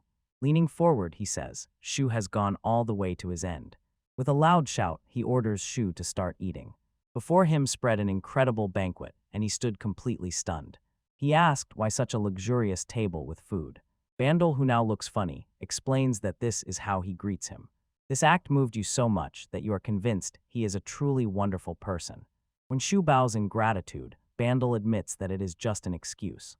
A regular client, as if sharing a secret, explains that the chef studies the guests' tastes to avoid wasting food. Shu is sincerely impressed by his dedication to the cause. Bando proudly says, when he composes the menu, everything is tasty. Chayu admiringly marvels at the luxurious food, which is completely different from that in the village. The chef, with a sparkle in his eyes, advises him to try rare and unusual local ingredients. Folding his hands in gratitude, the Shu trembles with impatience, preparing to eat. For the first course, a fish of terrible appearance called egorag. The chef notes, although the appearance is frightening, its taste is exquisite. The chef says again, the scary appearance of the fish is deceptive, it tastes wonderful. She gazes at that frightening dish and hesitates a little, wondering if she will dare to taste it. Deciding that it would be rude not to eat, he awkwardly takes a hesitant bite. He opens his eyes wide in surprise and says, "This is delicious." He is amazed. From the outside, you wouldn't say that it is so fluffy. He enthusiastically praises the perfectly selected spices in the dish, and this pleases the chef. Bandel, his face shining with delight, serves the next dish he should try. A huge, perfectly cooked steak is placed before him. Hugh immediately thinks, this is undoubtedly tasty. He, with a trembling voice, asks if it is normal to have such a large steak. Bandel encourages him, "Eat it all, it's your first time." He rubs his palms once again, anticipating the pleasure from the steak. Amid loud applause, he bit off a large, pleasant piece of meat.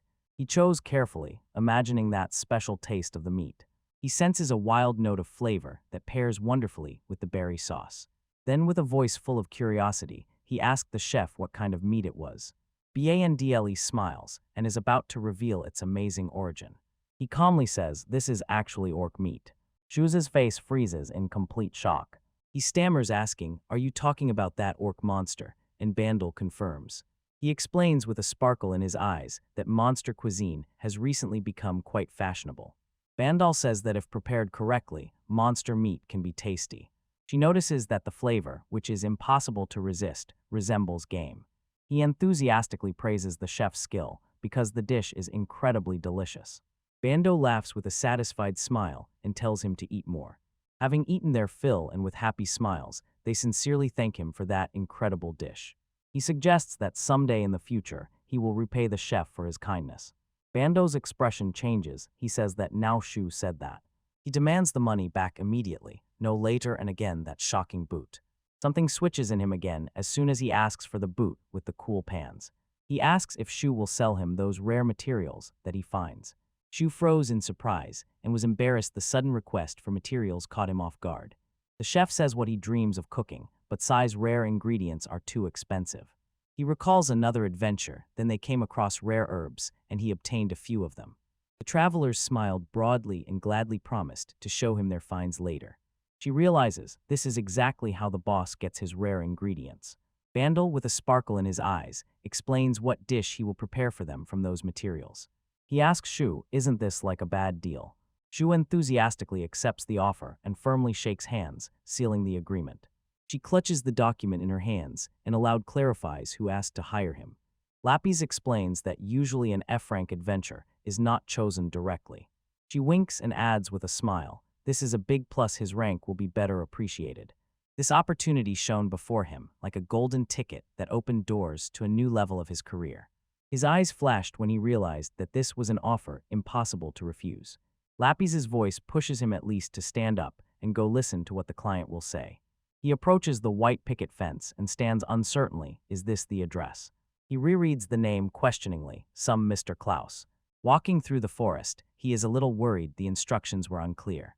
Suddenly the path opens up before him, and he looks into the distance in surprise. In front of him stands a beautiful, picturesque house, hidden in a lush garden. On a nearby tree hangs a cute hand-painted sign that instantly catches his attention. He is completely enchanted. It seems to him that the scene is like from a fairy tale. The sign reads Medikisi, and he immediately understood. The client must be a pharmacist. He notices a wonderful aroma from where various medicinal herbs grow in the garden. A small sign on the chamomile patch like a verdict, it confirms his suspicions. He clenches his fist and silently bows, promising to return someday for the chamomile. His attention is immediately drawn to a large greenhouse attached to the main building. Peeking inside, he sees row after row of carefully cultivated medicinal herbs. Overcome with excitement, he eagerly wanted to examine and gather them all. A calm voice pulls him out of his dreams and asks what he is doing. The confused Shu quickly apologizes and asks if this man is Mr. Klaus. The man looks at him suspiciously, examines the shoes inquisitively, and says, "Nice to meet you." He asks if Shu does not remember him and bows deeply, sincerely apologizing. Shu whispered that this man seems familiar, but he cannot exactly recognize his face. The man looks at him with an inscrutable gaze, with a barely noticeable irritation. Sighing, he quietly pushes his glasses up the bridge of his nose. The gesture suddenly reminds him, and he says that this is the apothecary from the bathhouse. The apothecary's assistant turns away and mumbles to herself that she is rude for forgetting him. Shu, with shining eyes, enthusiastically praises the healing bath and sincerely says that it is a great honor for him to receive such a request. Cloud cannot help but smile. The sincere compliment instantly brings a smile to his face. He briefly clears his throat and once again puts on a professional calm on his face. He gestures for Shu to come inside to discuss the request, and Shu gladly agrees. When they enter, Cloud Sworn's workshop looks a bit cluttered. Inside the room, bundles of herbs hang from the ceiling, and Klaus quietly tells him, "Don't touch anything." Shu takes a deep breath of the layered aroma, filling every corner of the room. The smell strangely soothes him and seems too familiar. He senses a scent as if in his grandmother's house, which genuinely surprises Klaus. Klaus quietly asked him to wait a bit in the office while he prepares himself. Shu found himself in an elegant room that breathed books and cabinets with exhibits. Joy sparkles in his eyes like a true collector as he looks around. He sees shelves filled with rare materials he has never seen before and is eager to evaluate them all. He restrains himself and decides not to spoil the pleasure of finding them himself. Klaus returns and asks if his deep concentration means he is interested in pharmacology. Shu energetically objects and passionately says that he simply admires when he looks at the materials. Klaus, hearing rumors about such an adventurer, immediately notices how strange he is. He offers the boot a cup of tea, as if it is the most natural way to start their conversation. This kind deed pleased her very much. Klaus explains with a smile that this is his special blend that drives away fatigue. Shut warmly thanks and willingly takes a big sip. His face instantly twisted from the intense bitterness, and he was shocked. Klaus calmly explains, this of course is bitter like his medicinal tea. Klaus took a sip himself and must admit, it is indeed quite bitter. Suddenly, a brilliant idea flew into your head. He hopefully asked for permission to add something to tea, and Cloud agrees. She raises a small, elegant bottle of golden crusher honey. Klaus is impressed and says, "This is a quality item worth taking care of." He looks at the honey seriously, with the evaluative gaze of a true expert. Shu adds one drop to his cup as they sit opposite each other. Then he cheerfully suggests adding some to Klaus's cup as well. Klaus blushes slightly, pondering this suggestion. He agrees to try it and feels himself beginning to understand this strange young man. They both take a sip of the freshly sweetened tea. Shu is full of satisfaction from the pleasant taste. He says the bitterness has disappeared, and Klaus smiles. Yes, this is a good way to drink it. Shu, smiling, jokingly offers the same advice he once gave his clients. Klaus clears his throat, a bit embarrassed by the pleasant conversation. He puts down the cup and seriously says it's time to talk about the main topic. He hands Shu a book. The first entry describes a plant named Yamadoro. She thinks he just needs to dig out the root, and Klaus says that's exactly the challenge. The diagram sharply shows the fragility of the root and its complex, easily breakable shape. She feels that this is not a simple task. He can't just carelessly dig it up. He listens carefully while Klaus continues to explain in detail. Klaus insists that even after digging, the thin root hairs must remain undamaged. She understands precision is needed here, not just the skill to find the item. The thought of the challenge ignites a small spark of excitement in him. The second item is the kekio flower, a rare variant. It has only 3 petals. Now, as Klaus explains, the ordinary version is useless. Shenjora burns with passion. The last item is the fruit of the career root tree, which responds to magic. Klaus needs it to be collected and made perfectly saturated so that it bubbles with the maximum amount of magic. But he warns, if you pour in too much magical energy, it will burst. Engulfed in the flame of excitement, the Shu suddenly realizes that the balance must be perfect. Clouds sharply knocked on the table to emphasize what was said, and seriousness was read in his gaze. He decisively says he will not pay for materials that do not meet his requirements. Then he turned to you and asked for his decision. He gives Shu a chance to refuse if the task seems too difficult. With eyes burning like torches, Shu energetically asks for permission to go on this task. Clouds is completely stunned. The strong and passionate reaction of Shu's shocked him. He barely smiles and calls Shu a weirdo again. The quest is set. Collect 3 Yamadoro, 7 Kigyo flowers, and 10 Kururo fruits. When Shu leaves, Klaus throws him at the last moment. Don't forget about the strict conditions. The Shu freezes in the doorway and asks if there are any samples at Clouds. Klaus was boiling with irritation. Even if he had to, he would not ask for it.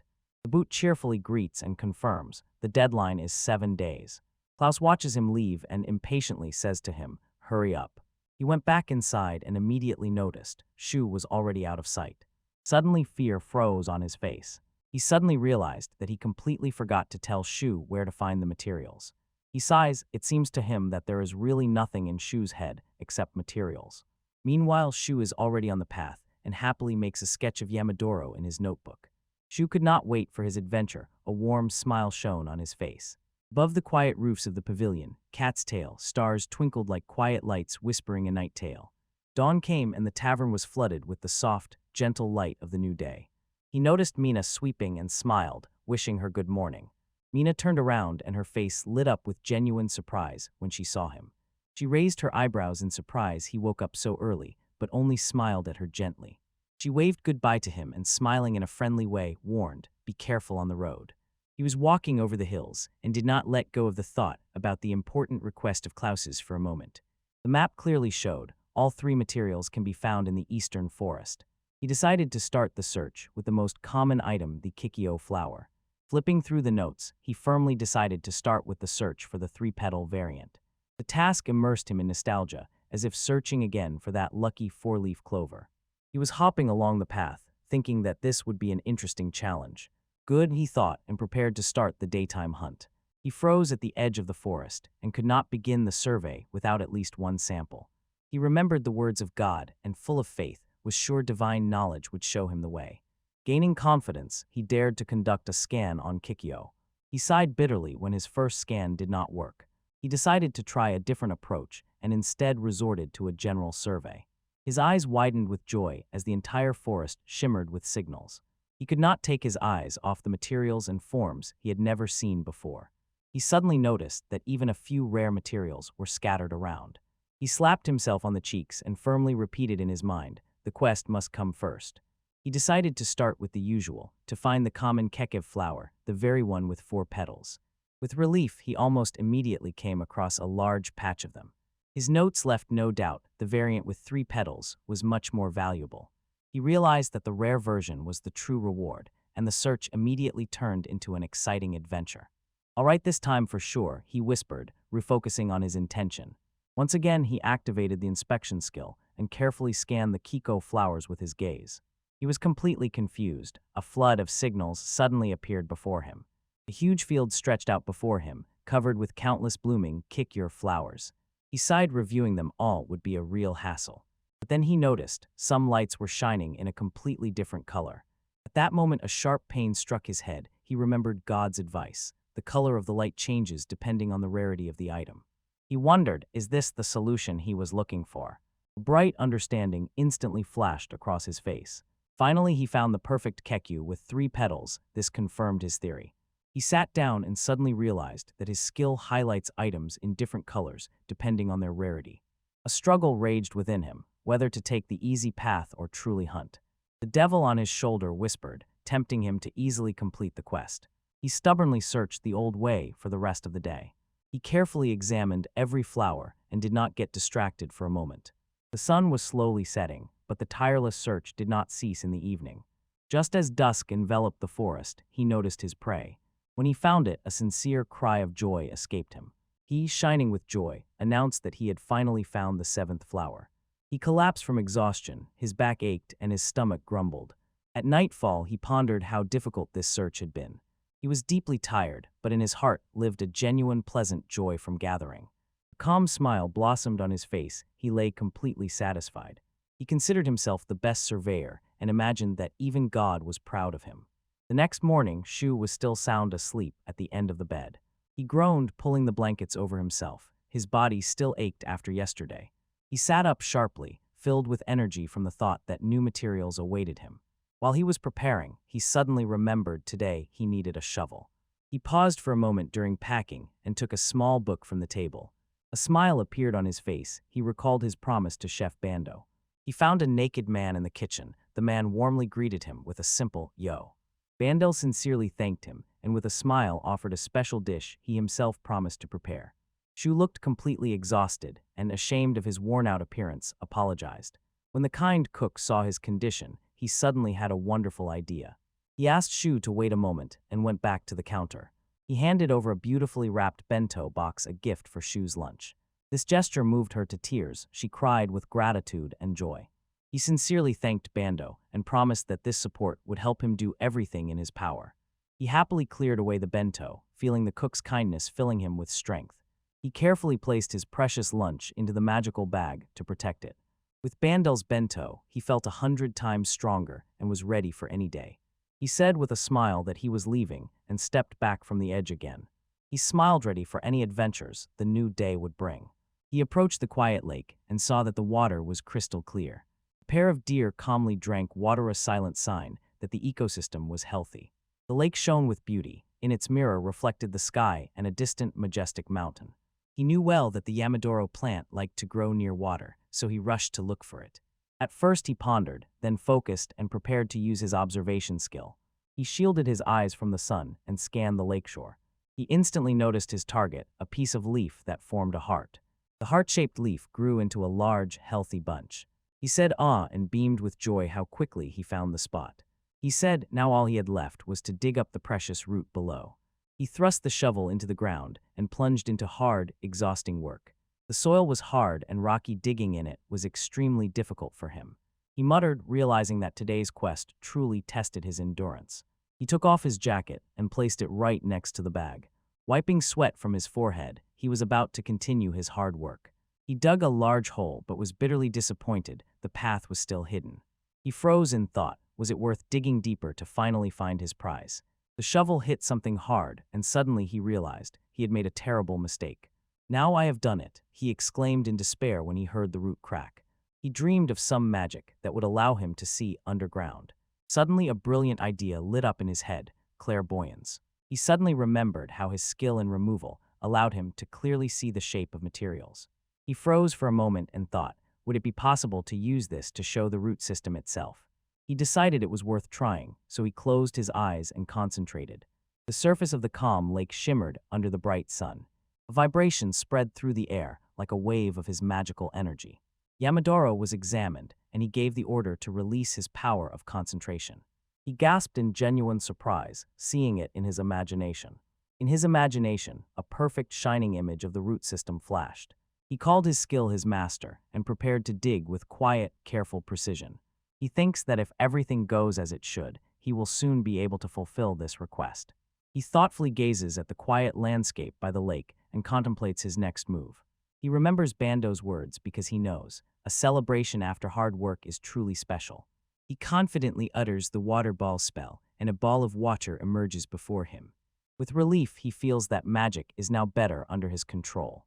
Thanks to his scouting skill, he managed to gather a pile of Yamadoro, but digging was very dirty.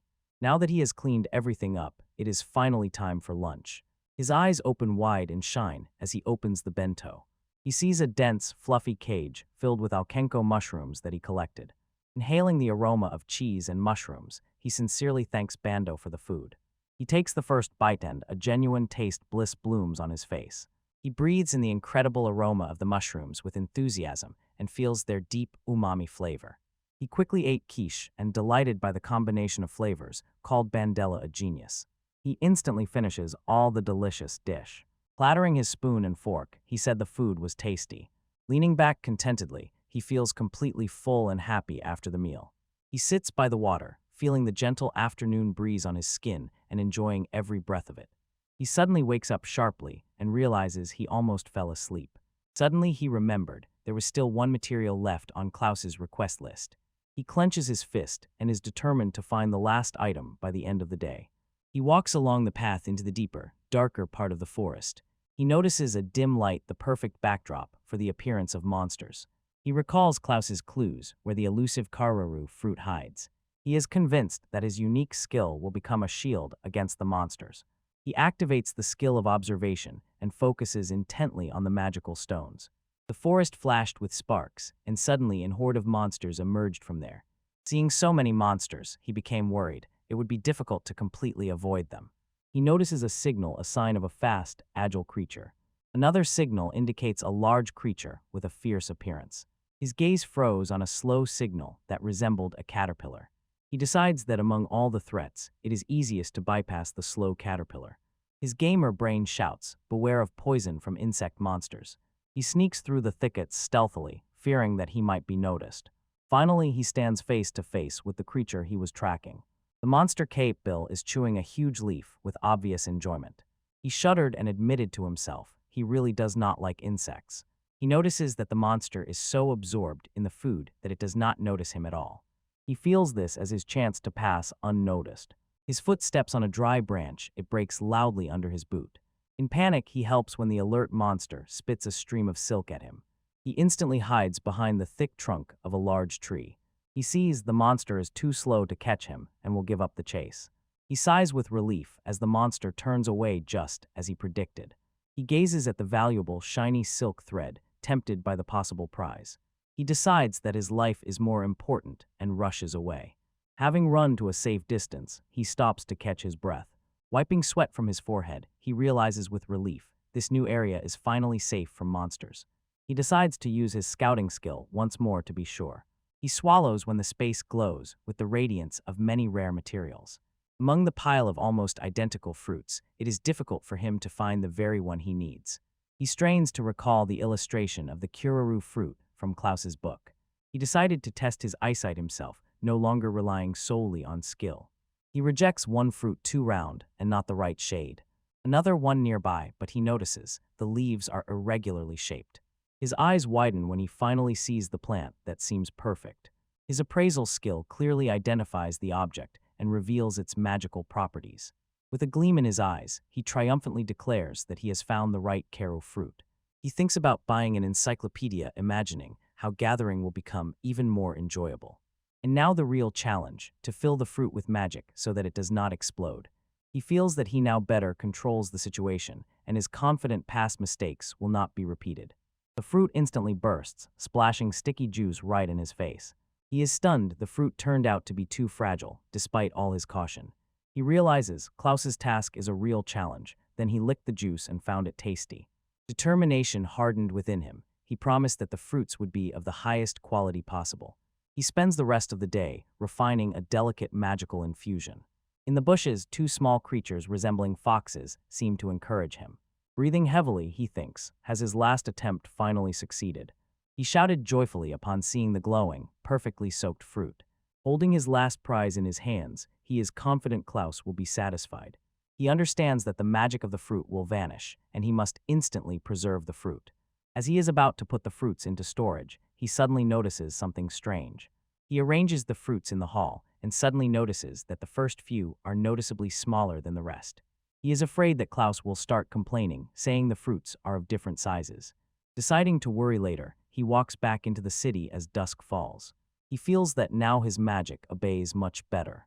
Walking through the forest, he thoughtfully imagines how magic will make his work better. He believes that with this new control, he will become a much more efficient gatherer. When night falls, he finally returns to Klaus's elegant house. He worries that his lateness might cause Klaus trouble. He notices warm light pouring from the attached greenhouse. Curiosity overwhelmed him, and he decided to approach and inspect the light. He is unsettled by the thought, is the apothecary still in the greenhouse at this late hour? Among the lush plants of the greenhouse, a voice suddenly called his name. Klaus quietly asks, has he come too late to ask for this? Shu smiles widely and happily says that he has successfully gathered all the materials. He explains he came to make his last delivery. Klaus looks at him with complete distrust, his jaw dropped. He grabs Shu and sternly demands an explanation of how he completed the week-long quest so quickly.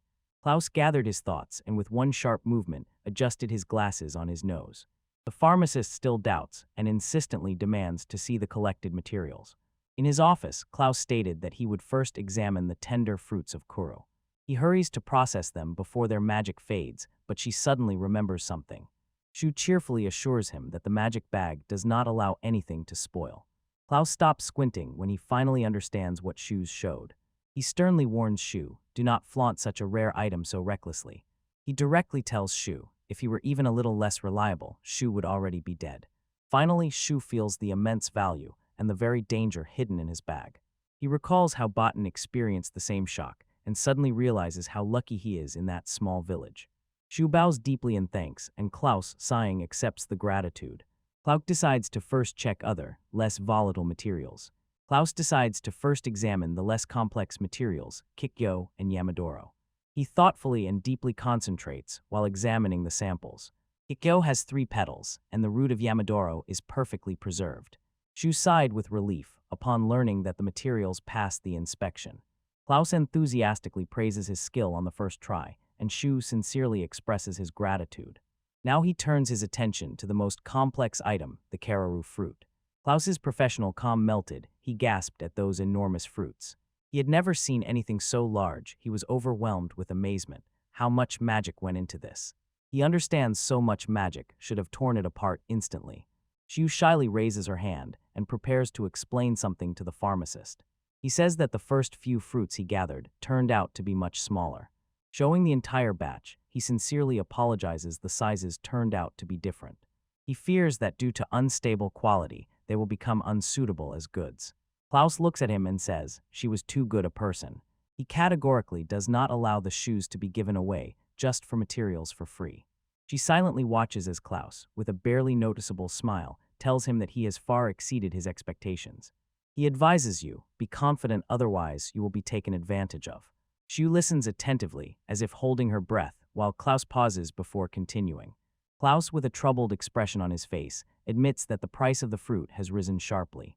He admits he can't afford a mother. 6 is his limit.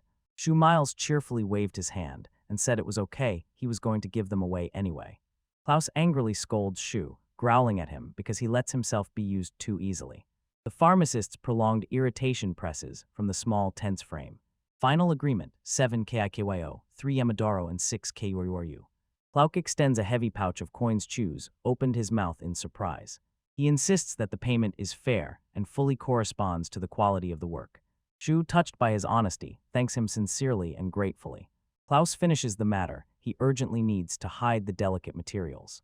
Then suddenly he remembered that last piece of advice he wanted to give. He suggests selling the remaining materials to the alchemist to get a better price. He whispered to Shu to keep it in mind as another option for his goods. Shu is a little confused, but listens carefully to the pharmacist's advice. The word alchemist echoes in his head and pushes him toward a new idea. Under the crescent moon that night, he thinks about mysterious alchemists. Leaning on the balcony railing, he thoughtfully wonders what they are like in this city. He remembers them from games where truly powerful elixirs were brewed from simple materials. He is fascinated by the alchemists working in Granto.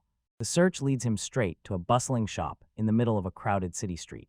Inside, adventurers complain. The potions have become incredibly expensive. The seller says sternly, these are necessary expenses for those who risk their lives. A stout man stubbornly considers himself Mons, an alchemist from Grentel. He spends whole days trading his goods to local adventurers. He secretly thinks that these adventurers are really just a bunch of idiots. Sometimes they just buy low-quality potions from him and no one even asks. He knows the only other alchemist in the city, a recluse, and that means adventurers are forced to buy his overly expensive potions. When Shu enters, Mons involuntarily thinks that another easy victim has just arrived. Shu smiles and cheerfully asks the seller, why are his prices so high? He also says, I don't see any truly effective potions. Mons says sadly that qualified material gatherers have become few. Then Shu, as if it's a trifle, offers to sell him some high-quality materials he has with him. Mons arrogantly asked, first show your guild registration. Shu completely calmly shows his rectangular guild plaque. Seeing that it only has an F rating, Monskov instantly decided that the shoe was fake. Oblivious Shu asks hopefully, can he now show him the materials? Mons puts on glasses to carefully examine the young man's goods. He was stunned by the flawless quality of the Yamadoro root. He feels that he can become rich and resolutely sets out to achieve it. She waits for the grade with a smile joyful and full of anticipation. Mons begins to weave tricks, trying to deceive the young adventurer. He lies persistently claiming that the root has worsened since it was assembled. He says directly its value decreases every day. He extends a bronze coin Paul tray 5, pretending to be generous. Shuzu's face darkens as he asks if such a price is really acceptable. He quietly snorted and his face showed he noticed the deception. He calmly says, this is a shop that sells lies. He points with his finger at the shelves and indignantly complains about the poor quality of the potions. Mons froze in shock and began to sweat. His greedy scheme was exposed. Shu proudly insists that he, the collector, knows best the true quality of the materials. He sharply turned around and left, saying that he would never return to the store. Mons froze in silence, his face becoming a mask of defeat. She walks away from the dishonest alchemist, and his business remains unfinished. Outside, he regrets having exploded and stands confused, not knowing what to do next. Suddenly, Klaus's advice comes to mind, believe in your work. He could not believe that Klaus would ever recommend such a suspicious shop. He finally stops tormenting himself and trying to remember anything else he was told. Suddenly, another conversation about the alchemist he had was recalled in his memory. Mina remembered that reclusive alchemist from the western side of the city. He knows the trip might be in vain, but still decides to go. He arrives in a quiet rural area where houses stand alone, scattered far from each other. He still doubts whether an alchemist really lives here and suddenly notices a young girl. He approaches her with a smile to ask about the alchemist's shop. The girl turns around, her eyes wide open from his sudden question.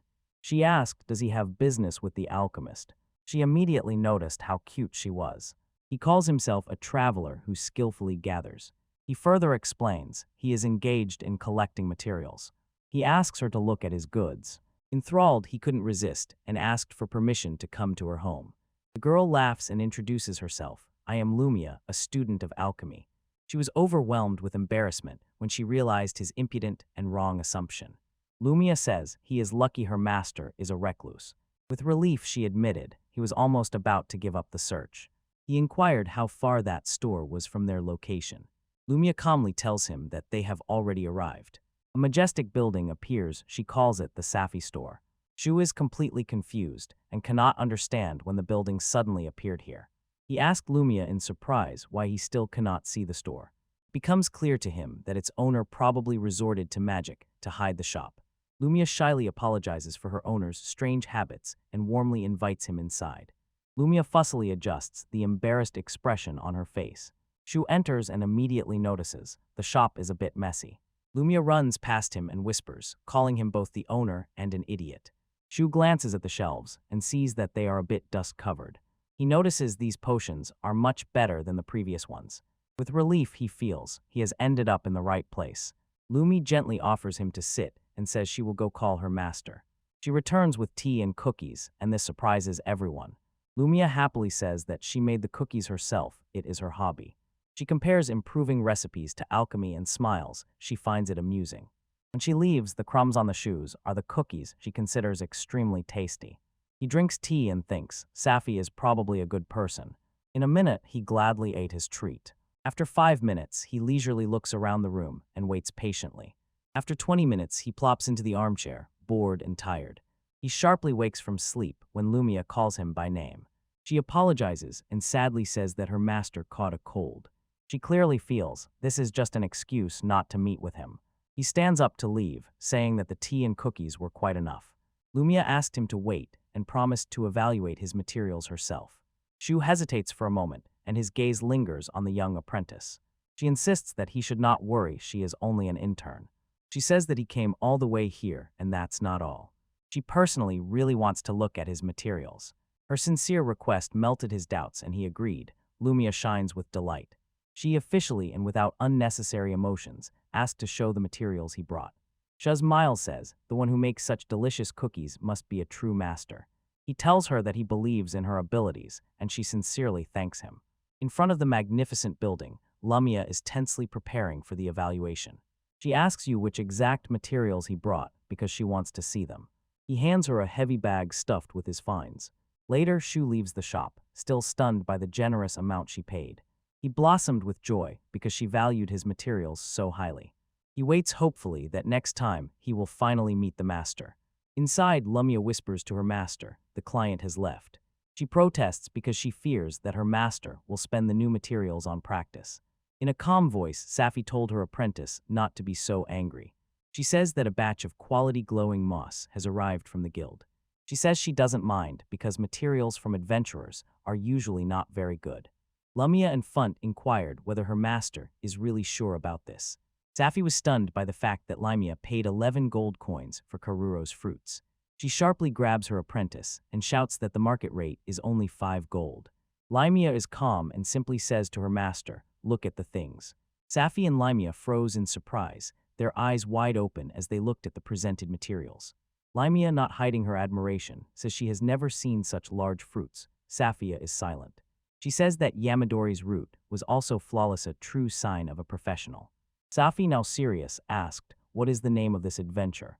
Lumia froze in amazement. Her master suddenly showed strong interest. She says to her quietly but confidently, the skillful adventurer's name is Shu. Safi, with a troubled heart, recalls Shu's guild report about the luminous mosset was ranked F. She repeats this name to herself, thoughtfully squinting her eyes. She goes home happy and is already thinking about what to prepare for him for dinner. In the tavern, adventurers bitterly complain that direct requests take away all their work. One man cheerfully starts a conversation about direct requests. His friend Gossip enthusiastically talks about a skilled adventurer who completes quests at record-breaking speed. The first man grumbles, throwing accusations at this person for all his recent failures. Shu eavesdrops and does not hide his surprise. What incredibly high rank are they talking about? In the Lappies Guild, they happily welcome Shu. He has been promoted to rank E. He is confident that the path was long, but Lappies says it's not that simple. She explains that raising one's rank in just a month is a real achievement. She usually says that it takes at least half a year or maybe longer.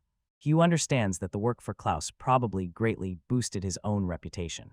Lepus smiles and asks if he is ready to take on another request. He froze in surprise. Her serious tone and heavy expression embarrassed him.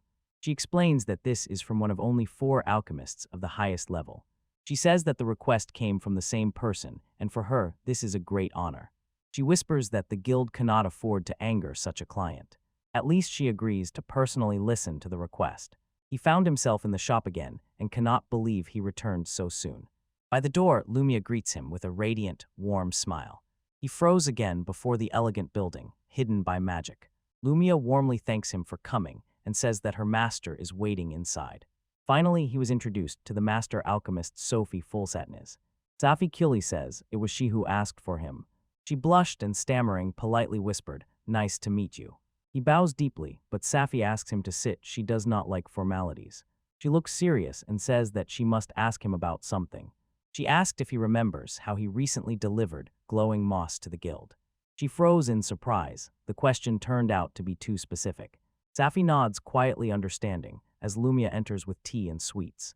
She tells him she will now explain the details of the request. She looks at him attentively, a slight smile playing on her lips. She officially entrusted him to look after her apprentice, Lumia. The master's strange words stunned Lumia and confused her.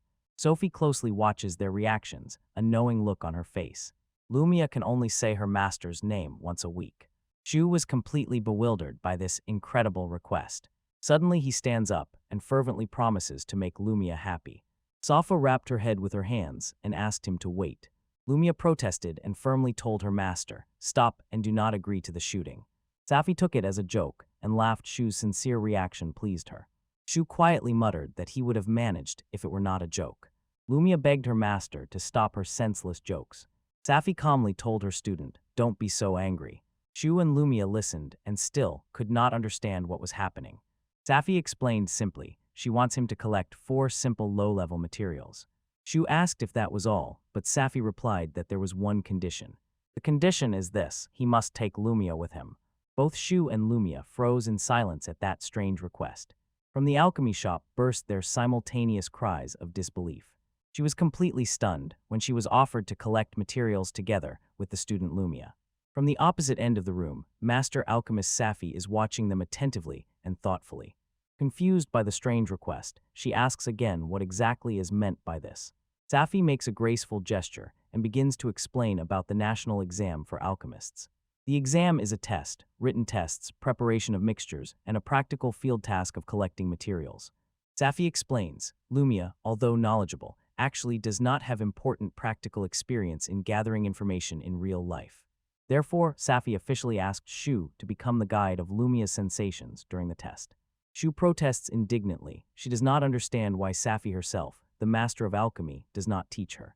Safi sighs and says that she is not very active. She much prefers to sit in her room and study. While Shu tries to object, Lumia's voice sharply interrupts him. Lumia explains that when she saw his perfectly collected materials, it became a moment of true inspiration for her. She fervently begs him to allow her to see with her own eyes how he collects. Moved by her sincere request, Shu freezes and cannot find words.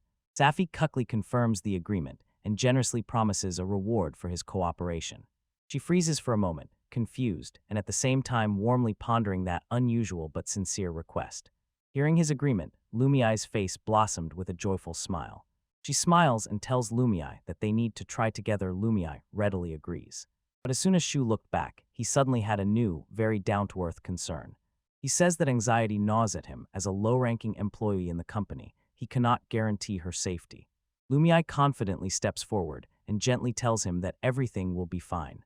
With her head held high, she lists her fencing and archery skills and resolutely promises not to be a burden. Shu is shocked because he realizes that the gentle student may turn out to be stronger than him. Safi reassuringly says that the requested materials are located in safe zones, so danger is unlikely. She praises Shu's skill for knowing how to avoid unnecessary fights, a true treasure for an adventurer. Cunningly smiling, Safi orders them to start the expedition the next morning. Lumia shines with excitement, and she and Shu agree to the terms. That evening, under the dim light, they began to prepare for the journey in a flurry. In her room, Sue carefully packs supplies, thoughtfully placing several spare elixirs for her new partner. He delves into memories and suddenly realizes he is working in a party for the first time. The thought of creating his first party fills him with a strange excitement. He nostalgically recalls the old gaming days when he gathered materials with others. The memory of a shared achievement blooms on his lips as a satisfied smile. He instantly drives away nostalgia and firmly reminds himself to stay focused on the mission. He decides to take the task seriously because he knows Safi trusts him. The next morning, fully equipped, Lumia greets him with a radiant, joyful smile. Slightly surprised at becoming a warrior, she responds to the greeting. He felt a different aura around her, while she considers her outfit completely ordinary. Lumia notices his usual clothes, and he gets flustered because of it. He clears his throat and tensely prepares to defend his unusual clothes. He proudly says that he wears comfortable clothes to meetings, all to impress Lumia. Still, he feels that next to her, he looks much weaker. He pushes aside doubts and clenches his fist, feeling a new determination. Xiu shows the way, and they set off together to the eastern forest.